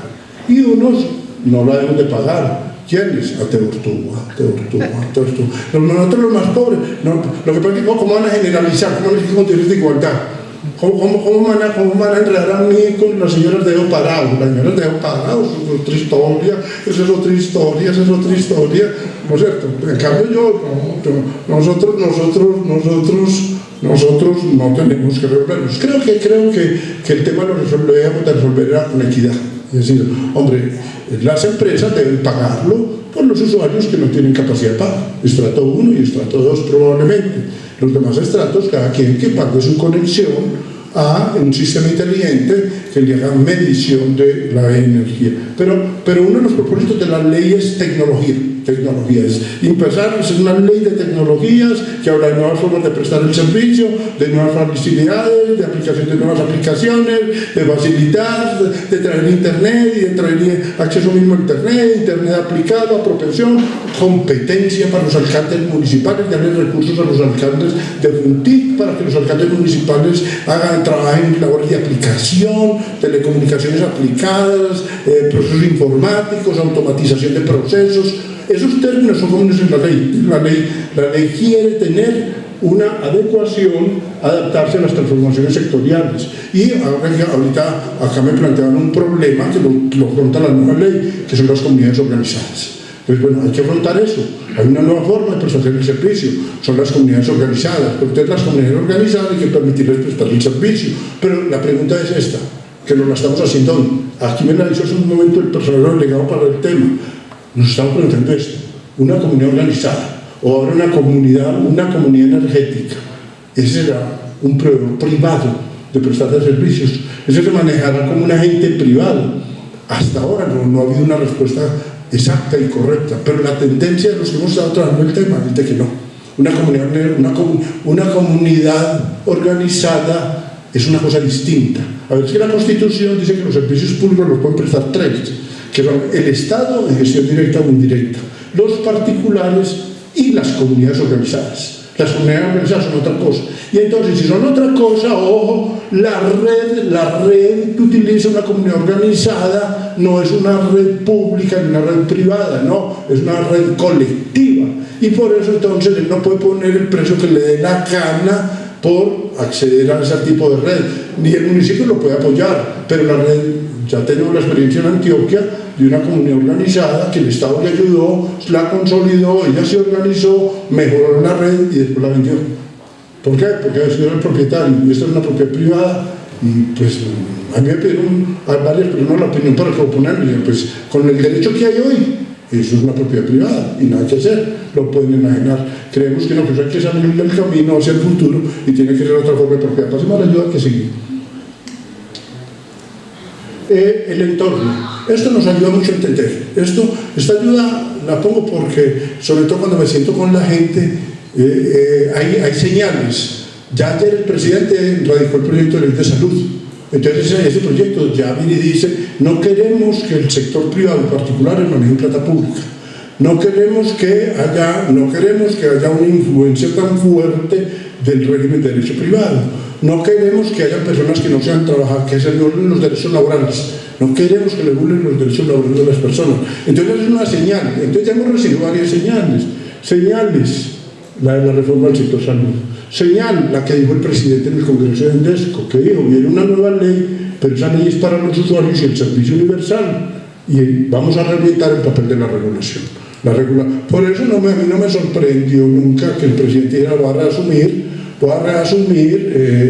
el tema regulatorio. En el receso, la doctora Mayra me ponía en contacto con un profesor de la ESAP que me dijo exactamente lo que yo vengo diciendo. Ojo, cuando en el año 94 entró en vigencia la teoría del servicio público, había una discusión académica y era, ¿servicio público es derecho administrativo o es derecho económico? ¿Qué pasó? Pasaron 30 años de derecho económico y cada vez más fuerte, al punto de que llegamos al punto de hoy donde una persona de ustedes se especializa o pide una maestría, la maestría de servicios públicos en la universidad donde yo trabajo, que es el externado, es del Departamento de Derecho Económico. Y entonces ya no hay discusión si servicio público es derecho público o derecho económico, es derecho económico. Y los profesores lo enseñan como derecho económico. Y hace parte, y se lee. La pregunta ya que ya son personas formadas como yo, que estoy formado en la Universidad de Antioquia, es, ¿eso sí será verdad? Eso sí será verdad que León Digui, toda la teoría y todo el esfuerzo del pensamiento democrático, liberal, esa PDS, eso era derecho económico. Volvemos a reabrir la discusión, se vuelve a reabrir la discusión y la reapertura de la discusión va a ser dolorosa. ¿Por qué? Pues porque llevamos 30 años. Entonces, para mí no me extraña, y lo digo por segunda vez, que salgan 15 ministros diciendo que el gobierno está equivocado. Pues si todos han dicho lo mismo. Tiene que decir eso. Ahora el gobierno tiene una visión distinta del tema, dice la propuesta es distinta y hay que tener una orientación política distinta. Aparecen diciendo las cámaras de comercio, dice el presidente que los representantes del presidente van a ser tenderos de barrio. Eso, más que ser una realidad, es una señal complicada. ¿Quiénes son los que han estado sentados en las cámaras de comercio? ¿Y quiénes son los que van a llegar? ¿Y para qué son las cámaras de comercio?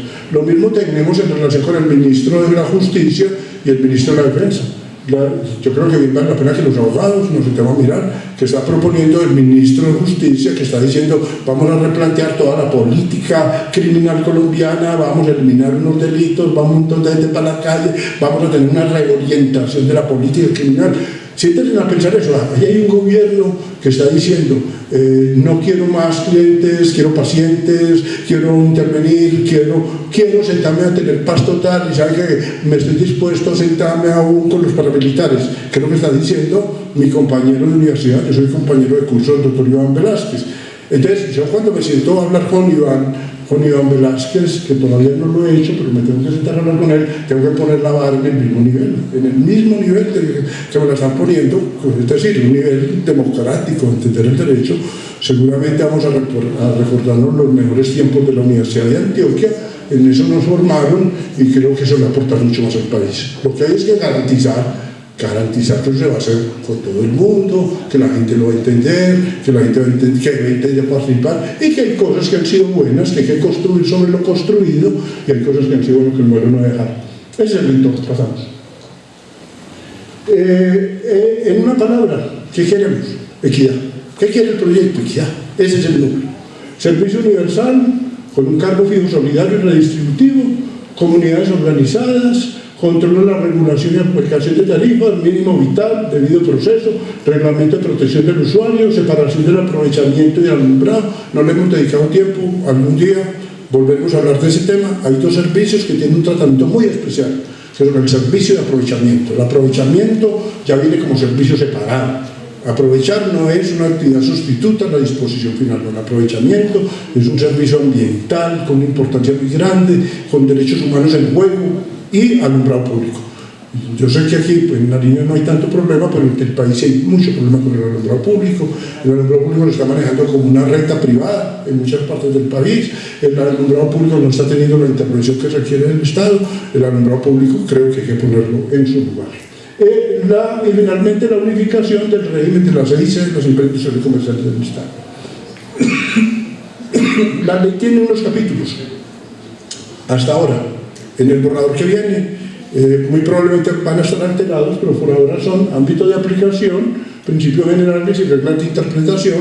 El primer artículo de la ley va a ser un artículo que añoramos todos los abogados. Cada que yo me siento, pues, menos mal que yo ya estoy tan viejo y seguramente ya no me va a tocar dar tanto concepto, pero todos mis conceptos en servicios públicos parten de un mismo planteamiento. Ahí mismo, los servicios públicos se meten en un régimen jurídico especial.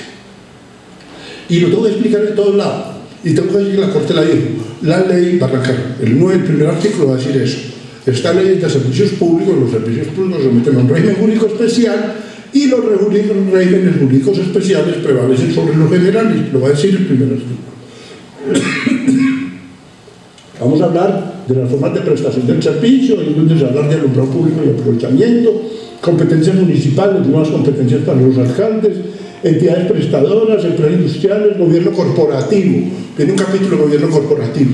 Ese capítulo va a decir cómo son las juntas directivas, quién puede llegar a una junta, de qué debe saber el miembro de junta, cómo son las relaciones equilibradas entre las juntas directivas y los gerentes, y ese tema.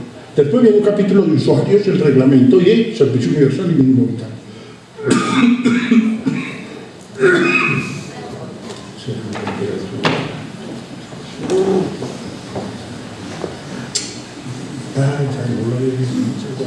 Luego viene un capítulo, volvamos, sobre organizaciones de usuarios y vocales de control. Es muy importante en las industriales y comerciales del Estado. Los miembros de los representantes de los usuarios los deben de elegir ellos mismos en las juntas directivas. Servicios ambientales asociados a los públicos domiciliarios y sus actividades complementarias. La regulación por servicios, un régimen tarifario solidario y redistributivo. Redes. Ahí vamos a tratar de resolver un problema de agua. Y es que cuando se remunera una red corresponde a las inversiones efectivamente hechas. En Colombia no puede volver a pasar eso, de que haya un rezago tarifario. Eso, pues, para los que ya de eso se podía hablar en público. Antes no se hablaba eso en público, yo hablo en público. Los usuarios pagamos la tarifa sobre la base no de la red que hay, sino de la red que va a haber. Entonces, muchas empresas, efectivamente las de aquí no, pero las de por allá de otros lados, que hay gente muy mala, cobraron la tarifa y la cobraron por años. Y a los años se dieron cuenta que no tenían que hacer ninguna inversión. ¿Por qué? Porque hicieron excavaciones y abajo lo que encontraron era que había una red American Pie. ¿Qué es eso? Una red casi que de cobre, una red de altísima calidad que no hay necesidad de cambiar, una red que dura más que una mala suegra, una red mundial, imagínense, encontraron una red tenaz, una red buenísima, y entonces no la cambiaron, pero ya la plata está recaudada. Delicado eso, ya delicado. Entonces, que la devolvemos. Yo creo que eso nunca más debe volver a pasar en el país. Las empresas de servicios públicos deben cobrar sus inversiones que hacen. Y si van a cobrar inversiones que van a hacer, tienen que estar muy garantizadas. Los usuarios tenemos que tener mecanismos de garantía de que efectivamente esas redes sí se van a construir.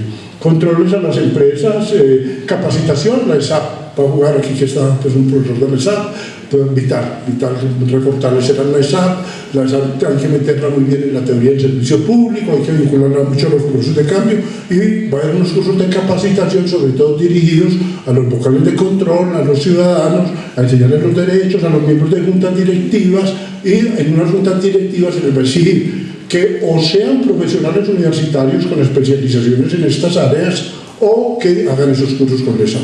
Pero persona que no tenga formación en servicios públicos no puede estar en la administración de estas empresas. Y finalmente la vigencia, la derogatoria y las normas de transición.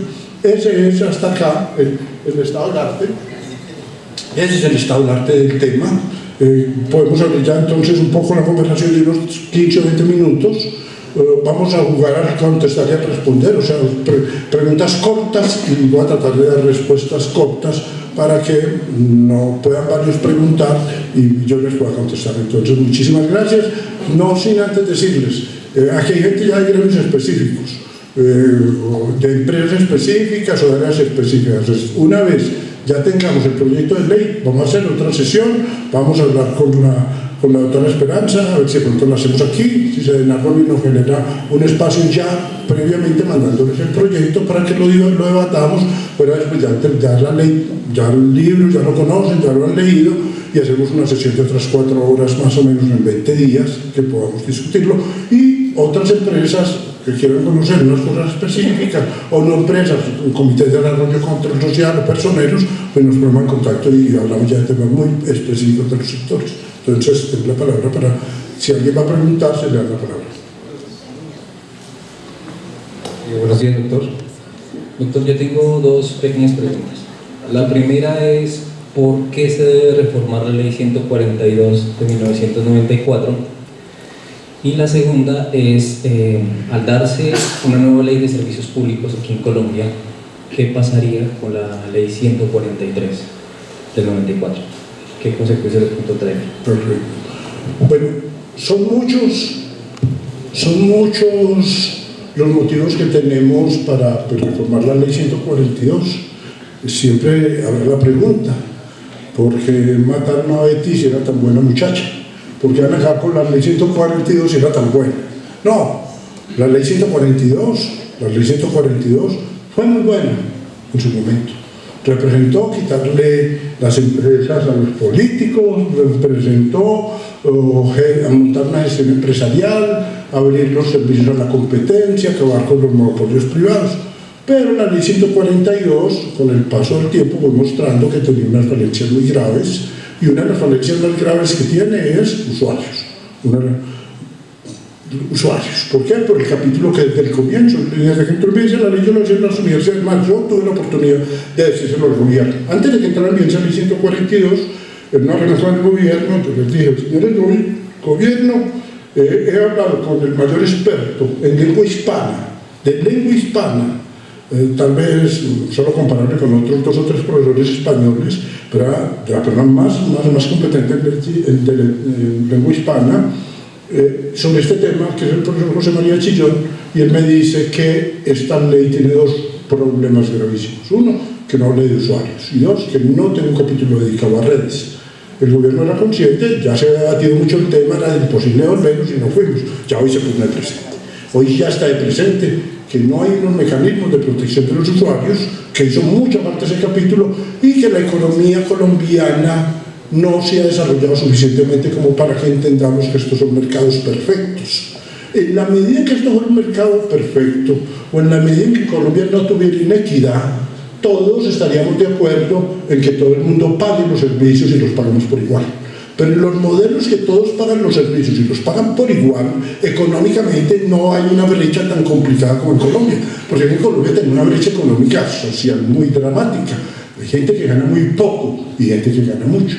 Entonces, la única fórmula para contestarle a eso es cobrar proporcionalmente, que esa regla se tira en la regla del mercado al hacer esa discriminación. Es una imperfección grave del mercado, y es que no tengo mercado. ¿Por qué no tengo mercado? Porque la gente no puede pagar. Si la gente libremente pudiera pagar y escoger y dice un proveedor para otro, la cosa era distinta, pero en el modelo nuestro sucede eso. Entonces aparecen 4 o 5 cosas, aparecen otras cosas que nosotros no hemos querido respetar, los pronunciamientos de la Corte. Entonces, no tendríamos por qué llevar a la ley unas sentencias de la Corte. Las sentencias de la Corte en sí mismas son obligatorias. Aquí, yo me reí una vez que leí una circular que sacó la Superintendencia de Servicios Públicos de Occidente. El superintendente de Occidente sacó una circular para decir que la Constitución era obligatoria. Sacó una circular. Me permito informarles, señores, que la Constitución obliga. Y lo leí, me puse a ver y digo, esto que está leyendo este señor no es ninguna burrada, esto que está leyendo este señor, eso es así. Y dice, ahí para adelante se volvió texto mío en clase, enseñarlo en clase. El que decía, estos fallos de la Corte, que son la Constitución misma, que son los que ahí se resaltan, esos fallos son obligatorios. Entonces hay una necesidad sentida. Ahora, bien esto. Desde que la primera reunión de trabajo que se hizo sobre este tema, hubo una pregunta, ¿qué es lo que vamos a hacer?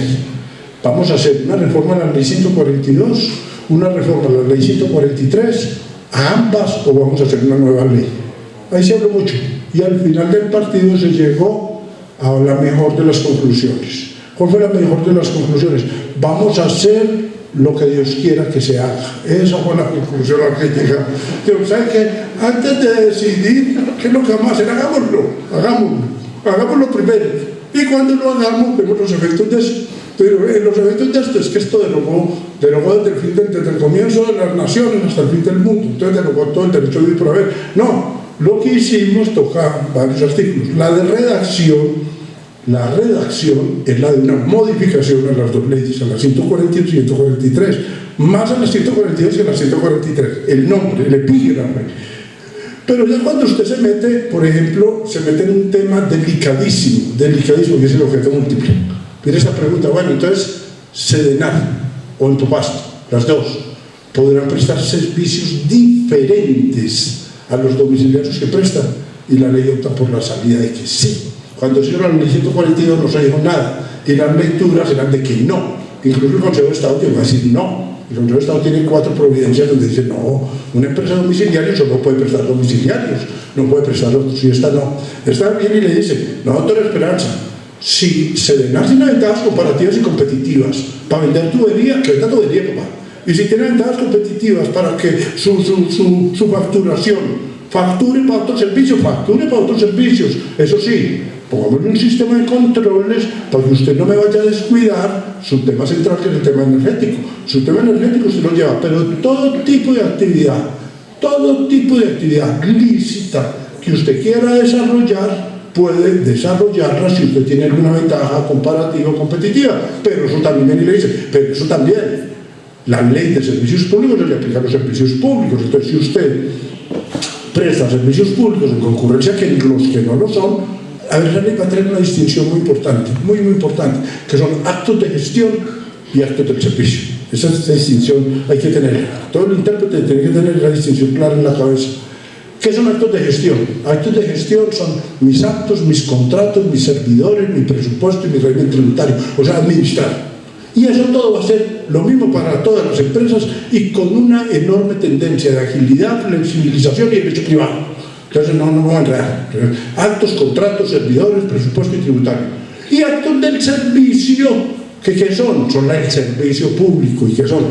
Conexiones, desconexiones, derechos, PQR, todo eso es derecho público para todos, para todos, para todos.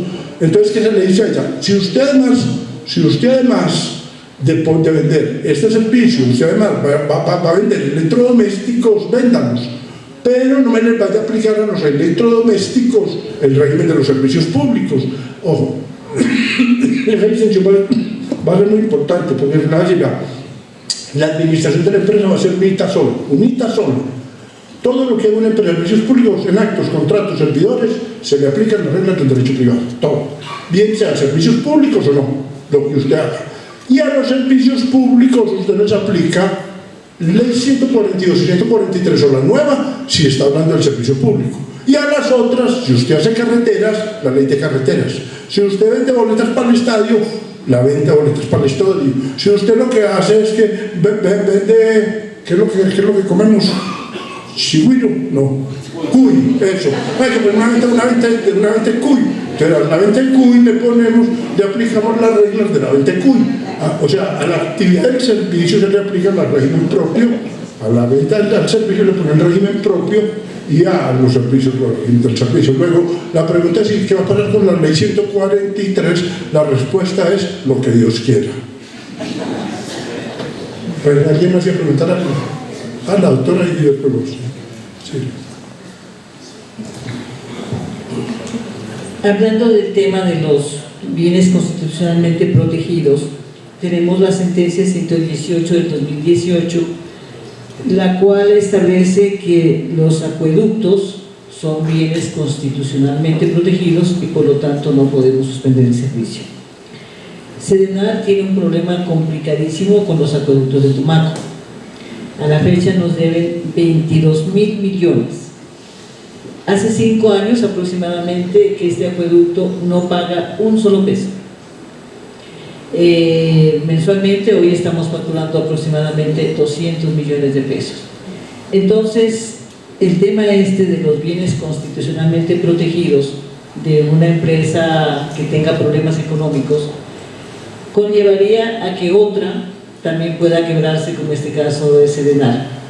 La verdad no hemos encontrado la ruta jurídica para poder resolver el tema, porque la fácil es demanda, ¿no? Pero ¿qué demandamos si no tenemos, si el acueducto no tiene ningún bien al cual nosotros podamos tomar como una garantía?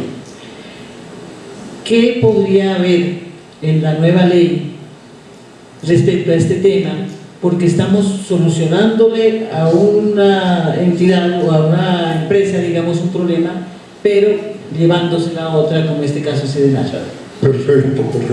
A ver, aprovecho la pregunta que está haciendo la gerente para decirles a todos que están en diversos sectores que estamos a muy buen tiempo de presentar iniciativas, estamos en muy buen tiempo. También les digo esto, que cuando se publique el proyecto de ley, seguramente lo vamos a decir cuando se publique el borrador, porque hoy ni siquiera borrador hay, hoy no hay nada, pero apenas se publique va a traer 3 tipos de normas. Un primer tipo de normas donde le decimos a la gente, usted puede intervenir, pero estos son inamovibles del gobierno. ¿El gobierno qué? ¿Y cuáles son esas? Son las que cumplen el programa, son lo que tiene que ver con mínimo vital, con servicio universal y con derechos del usuario. El resto del articulado es para que empecemos a hablarlo todos. Y finalmente va a haber unas normas en el proyecto que no están escritas, son lo que ustedes propongan. Entre lo que yo estoy viendo en este momento, ¿qué se sigue? Se sigue que ustedes empiecen a pensar que no va a estar en esa ley, o que nosotros no somos tan particulares, porque donde uno llegue al país hay una necesidad particular. Nosotros somos tan particulares que tenemos, no todo el mundo tiene un Tumaco, nosotros tenemos un Tumaco.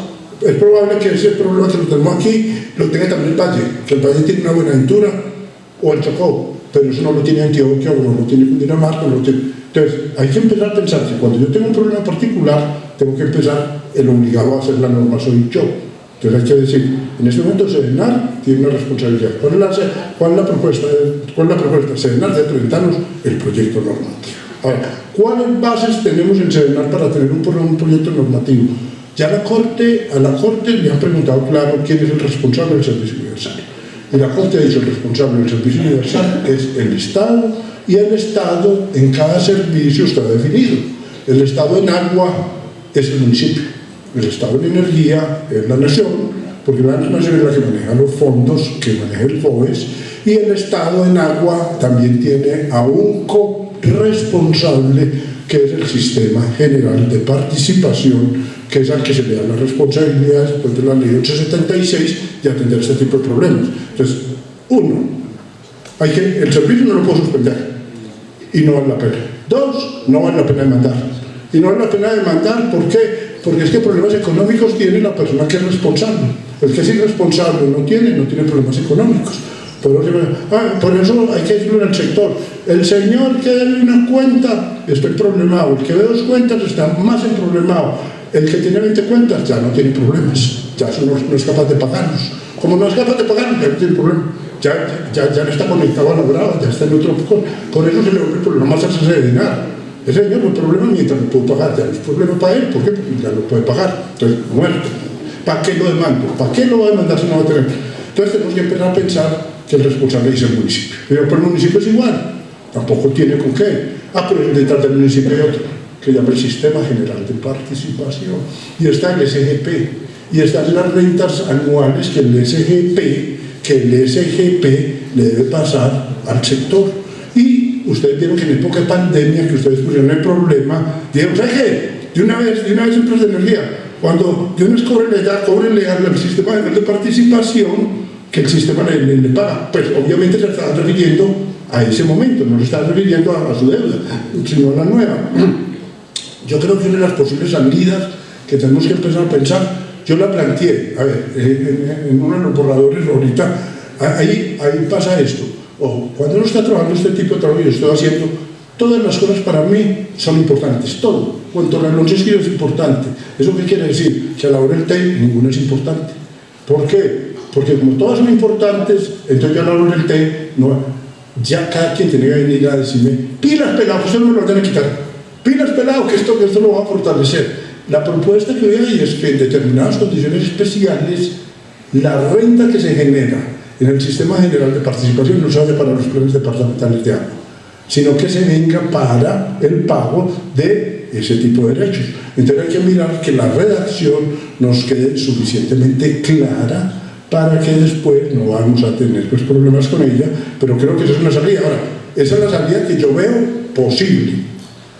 Si ustedes me dicen, no, pero es que además hay otro tipo de rentas, empezar a escudriñar en las rentas municipales, que el municipio, que podríamos traer también para acá, empezar a buscarles, pero por ahora yo diría, necesitamos una norma que diga que cuando un municipio o una empresa municipal o un proveedor de cualquier naturaleza no sea capaz de pagar la energía que requiere para la prestación del servicio, esa energía le pueda ser compensada por el Sistema General de Participación con cargo a los recursos que le corresponden al respectivo municipio. Pero sé que es un verdadero problema. Eso puede ser un paliativo, pero yo también me aplicaría a buscar otro tipo de soluciones y podamos hacer como un taller específico sobre eso. Aquí el doctor y allá el otro doctor.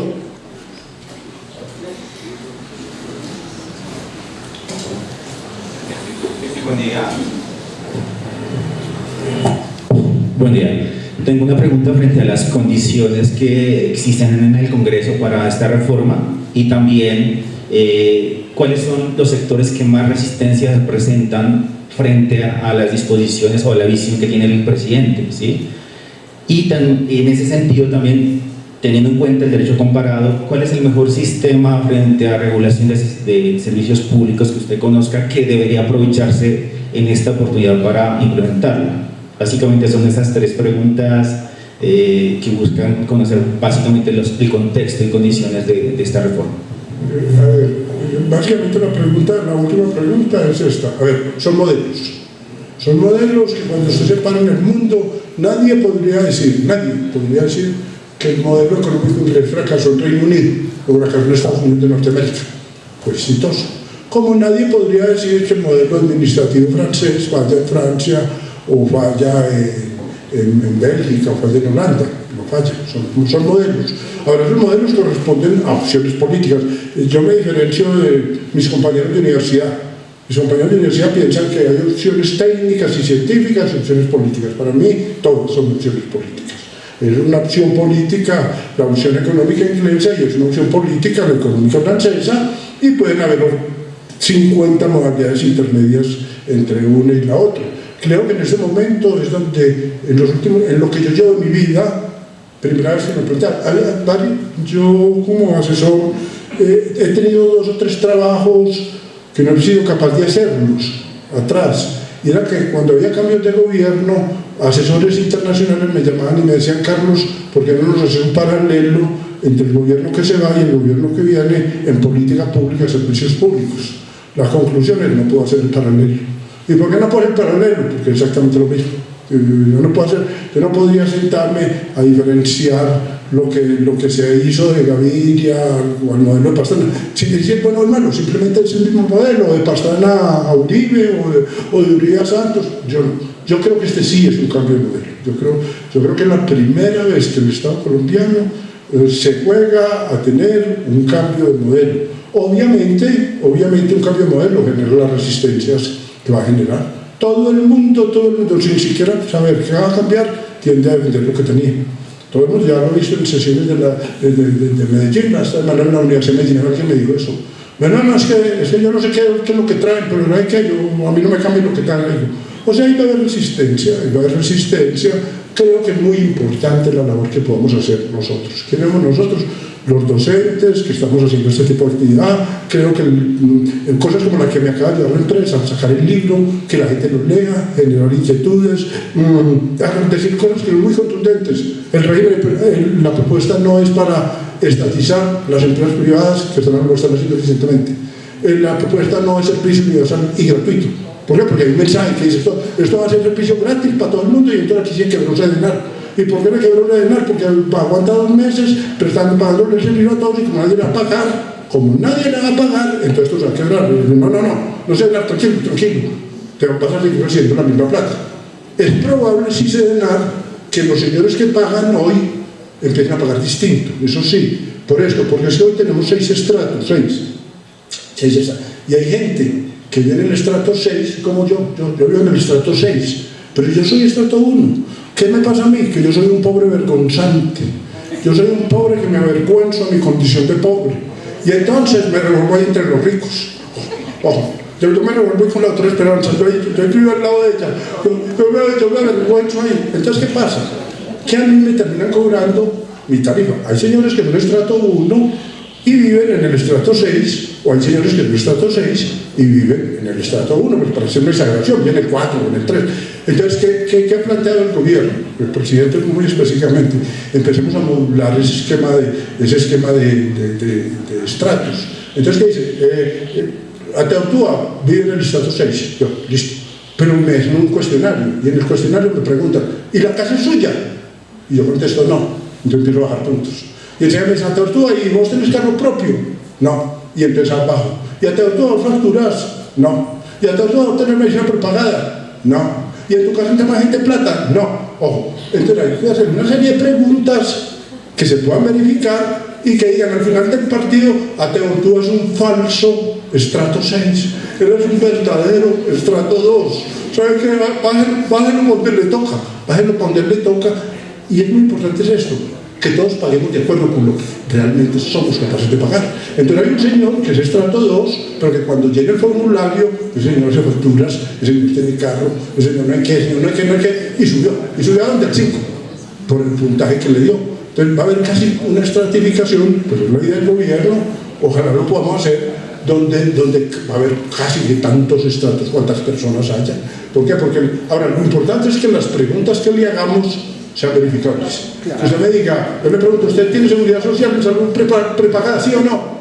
Y usted me diga no, y el sistema inmediatamente me diga sí, el sistema es falso ahí también, como todo esto es todo falso. Entonces, ¿por qué? Porque yo le estoy diciendo que no tiene seguridad, o usted factura, usted paga IVA, usted no hay que, o usted qué come. Bueno, haría esas preguntas. Bueno, la conclusión es esa. Ahora, creo que el escenario político que se maneja dependerá mucho de la marcha de esto. ¿Por qué? Porque ahí hay muchos temas que yo ni siquiera los he trabajado con el gobierno, sino que los había trabajado con parlamentarios. Porque el proyecto de ley con el que estamos trabajando al comienzo iba a tener origen parlamentario.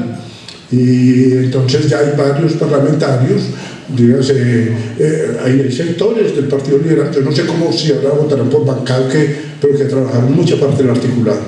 Y hay parte del Partido Conservador que también trabajó parte del articulado. De hecho, yo en Medellín pues venía trabajando con parlamentarios, independientemente de los partidos, que saben de la necesidad de regular. Ahora, con todo el mundo habrá que hablar. Creo que todo esto dependerá mucho de las estrategias de los que estemos. Una cosa es que yo venga, lo cuente antes de hacerlo, lo publiquemos, lo discutamos con ustedes, les hagamos ajustes, ustedes tengan iniciativas, se puedan llevar. Sinceramente le digamos que es inamovible. Sinceramente le digamos, papá, si usted quiere que quitemos mínimo vital, no lo podemos quitar porque vamos a respetar los fallos de la Corte. Y mínimo vital lo quedó en la Corte. Eso, entonces ya tú estás tranquilo y también ya estás tranquilo en el sentido del régimen jurídico. Yo soy bastante optimista, sé que hay externalidades y sé que hay gente que se va a poner por principio, hay gente que va a decir lo que ven que está mal y que tengo que entenderlo, no hay problema, pues por principio le toca. Entonces, pues se les tratará de explicar que esto pues realmente lo que tratamos de hacer es un bien para todo el país. ¿Alguien iba a preguntar allá? Así. Pues la pregunta era muy parecida a la que hizo acá mi amigo, era referencia internacional de esta norma, pero veo que es un modelo y como tal pues es respetable. Pero algo que se está discutiendo mucho con toda la normatividad que está saliendo es la regla fiscal. ¿Qué pasa con la regla fiscal? 2. ¿Qué sucede con el famoso mínimo vital? De acuerdo, se puede estar de acuerdo porque está favoreciendo a poblaciones más pobres, pero si hoy no estamos en capacidad como Colombia de pagar los subsidios que hoy están establecidos, cuando incrementemos el mínimo vital se van a incrementar ese valor. ¿Quién lo va a pagar? ¿Cómo se va a pagar? Tercero, no se olviden que en Colombia el estrato 1 y el estrato 2 representa aproximadamente el 80% de la población, ¿ya? Y entonces pensar mínimo vital o pensar en no pago de algunos de los primeros kilovatios hora puede también afectar sustancialmente la regla fiscal. ¿Qué va a pasar ahí? ¿Ya? Y no veo en la norma una de viabilidad financiera de las empresas, que era como todo, que las empresas no se quiebren, porque muchas de estas reformas, lo que uno puede ver es que ya se han dado en otros países. Se dieron en Venezuela, se dieron en Ecuador, que las reversaron, se dieron en Argentina, se dieron en Brasil, y todos esos países se puede revisar, se apagaron. Todos lo revisen esa parte internacional que se apagaron. Los únicos países de Latinoamérica que no se han apagado es Chile y Colombia, que pueden tener costos altos, sí, pero no se han apagado. No. Bueno, a ver, me gusta la pregunta porque pues, es una preocupación de todos y tratamos de resolverla de la siguiente manera.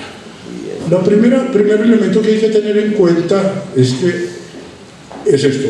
La ley tiene dos postulados, que son servicio universal, es muy importante eso, la ley tiene dos postulados, servicio universal y mínimo vital. Bueno, listo. Mínimo vital no se lo inventó la ley. Llevamos más o menos unos 20 años de la Corte fallando uniformemente el mínimo vital, y lo único que falta es que los usuarios vengan a la empresa y le digan el precedente constitucional vincula, y ni siquiera lo va a demandar entre ustedes. Usted tiene que poner el mínimo vital sí o sí, porque usted no puede separarse del precedente. El precedente lo vincula y es falta disciplinaria y de todo. Es decir, el peor escenario del mundo es seguir como estamos. ¿Por qué? Porque el mínimo vital lo están reconociendo los jueces. y lo tiene el deber de reconocerlo porque es el presidente de la Corte, pero con una desventaja para las empresas, y es que nunca se ha dicho ni qué es, ni cuánto es, ni quién tiene derecho, ni por cuánto tiempo se reconoce, y lo más complejo, de dónde se va a pagar, porque el juez simplemente protege el Estado social de derecho y punto. Entonces tenemos una situación crítica. Lo primero que habría que decir es, el mínimo vital no está siendo una figura nueva que nos inventamos, sino que es el reconocimiento de unos fallos que viene siendo la Corte. Dos, el mínimo vital, hay que sentarse a mirar un poco antes de avanzar, y es que el mínimo vital no es lo mismo que el servicio universal. El mínimo vital no tiene derecho todo el mundo. El mínimo vital es un derecho que está focalizado. Son unos muy pocos usuarios.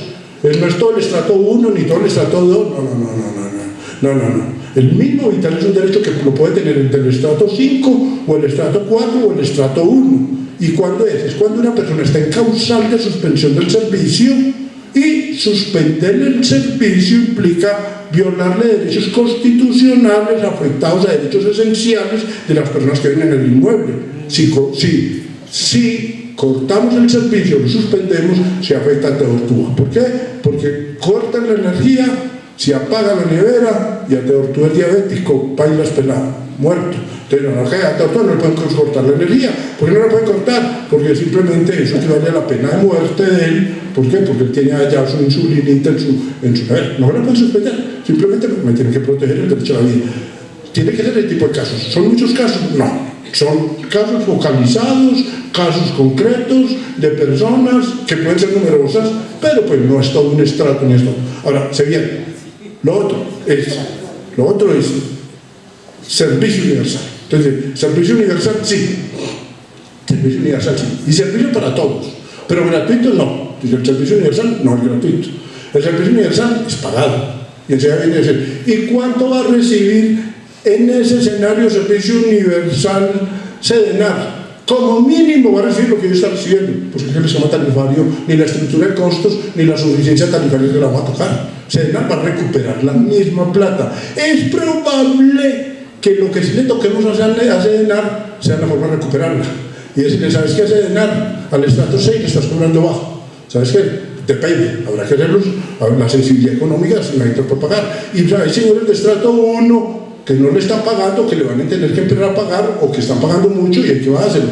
¿Por qué? Porque la filosofía es todos pagan, solo que pagan en proporción a su capacidad, no a sus consumos. Los consumos son un elemento, y bueno, y importante, pero todos pagan de acuerdo con la capacidad de pago. Entonces le decimos en el nuevo escenario, usted no va a recibir menos de lo que está recibiendo hoy. Solo que es probable que al venir a reclasificar los estratos que se mantienen, estratos 6, 7, 5, bueno, los que sean, usted no vaya a recibir de un señor que antes recibía muy poco, porque viene el estrato 2, de ese señor va a recibir mucho, porque el señor realmente no es 2, señor realmente es 5, y de un señor que realmente es 5, que usted recibía, usted va a recibir menos. Pero la idea es del planteamiento que los 7 principios que hoy tiene, que es la base tarifaria hoy son 7 principios, que son suficiencia, eficiencia, solidaridad, integralidad, simplicidad, neutralidad y publicidad. Esos 7 principios se mantienen. Solo que en la visión neoliberal había que preguntarse, ¿y de esos 7 cuál se privilegia? Entonces decía, se privilegia el principio de suficiencia. Y en condiciones de mala eficiencia, suficiencia. Son los 7, pero usted solo tiene suficiencia en condiciones de eficiencia, y se refiere a suficiencia de la tarifa eficiente solamente. Y además usted tiene que procurar al máximo darle cumplimiento al principio de solidaridad. ¿Y qué es eso? Tarifa más redistributiva, tarifa donde le cobre más a los ricos y menos a los pobres, un poco como la reforma tributaria. O sea, para todos, y me encanta la pregunta, ¿por qué? Porque todo el mundo tiene la sensación, ojo, para todos esto, ninguna empresa de servicios públicos va a recibir menos de lo que reciban. ¿Por qué? Porque la idea no es sacar por la suficiencia. Las empresas tienen que seguir siendo eficientes. Ahora, es posible que sí le digamos suficiencia en condiciones de eficiencia, digamos, pero ¿sabes qué? Las pérdidas, no podemos seguir aplicando eso de que las pérdidas de un montón de gente que roba el agua la pagamos entre todos, o una gente que le roba la energía, la pagamos entre todos. No, hagamos una senda hagamos una senda de eficiencia tarifaria, comprometete a coger esas pérdidas negras y comprometete y te van a pagar parte de tus pérdidas, pero no todas las pérdidas. O sea, a ver, hay unas cosas, yo creo que en esto yo tuve una enorme fortuna y es haber trabajado con Ley 142. Hay cosas como la que está planteando el sugerente en las que yo traigo Ley 142 que creo que son muy afortunadas, tarifas que reflejen costos, tarifas eficientes, tarifas solidarias. Y creo que eso se tiene que reflejar. Yo creo que por algo pues, me buscaría el gobierno, sé que eso lo vamos a aprovechar, el conocimiento que pueda tener específico de eso. Ahora, lo que pasa es que hoy hay ineficiencias de las empresas que se las están trasladando al usuario. En eso tenemos que ser muy sinceros, eso se está presentando, eso hay que tratar de empezar. No se acaba de un día para otro, hay que tratar de acabarlo. Y hay un escenario de mucha inequidad que hace que las personas estén pagando tarifas muchas veces sin capacidad de pagarlas. Pero entiendan esto, sobre todo por las dos últimas preguntas. Les agradezco mucho porque es que saben las que me van a preguntar en todos los lados. Y aquí entre los amigos es que me tengo yo que foguear. No me pueden preguntar las fáciles aquí para que me dejen que en la calle donde estoy de visitante me peguen las difíciles, es mejor que me las pregunten cuando estoy de local. Muchísimas gracias a Sedenar, a la gerente y a todos por haber hecho este esfuerzo de nos acompañar en la mañana y todos ahora sí a lo que más queremos, que es almorzar en nuestra casa. Vamos, muchas gracias.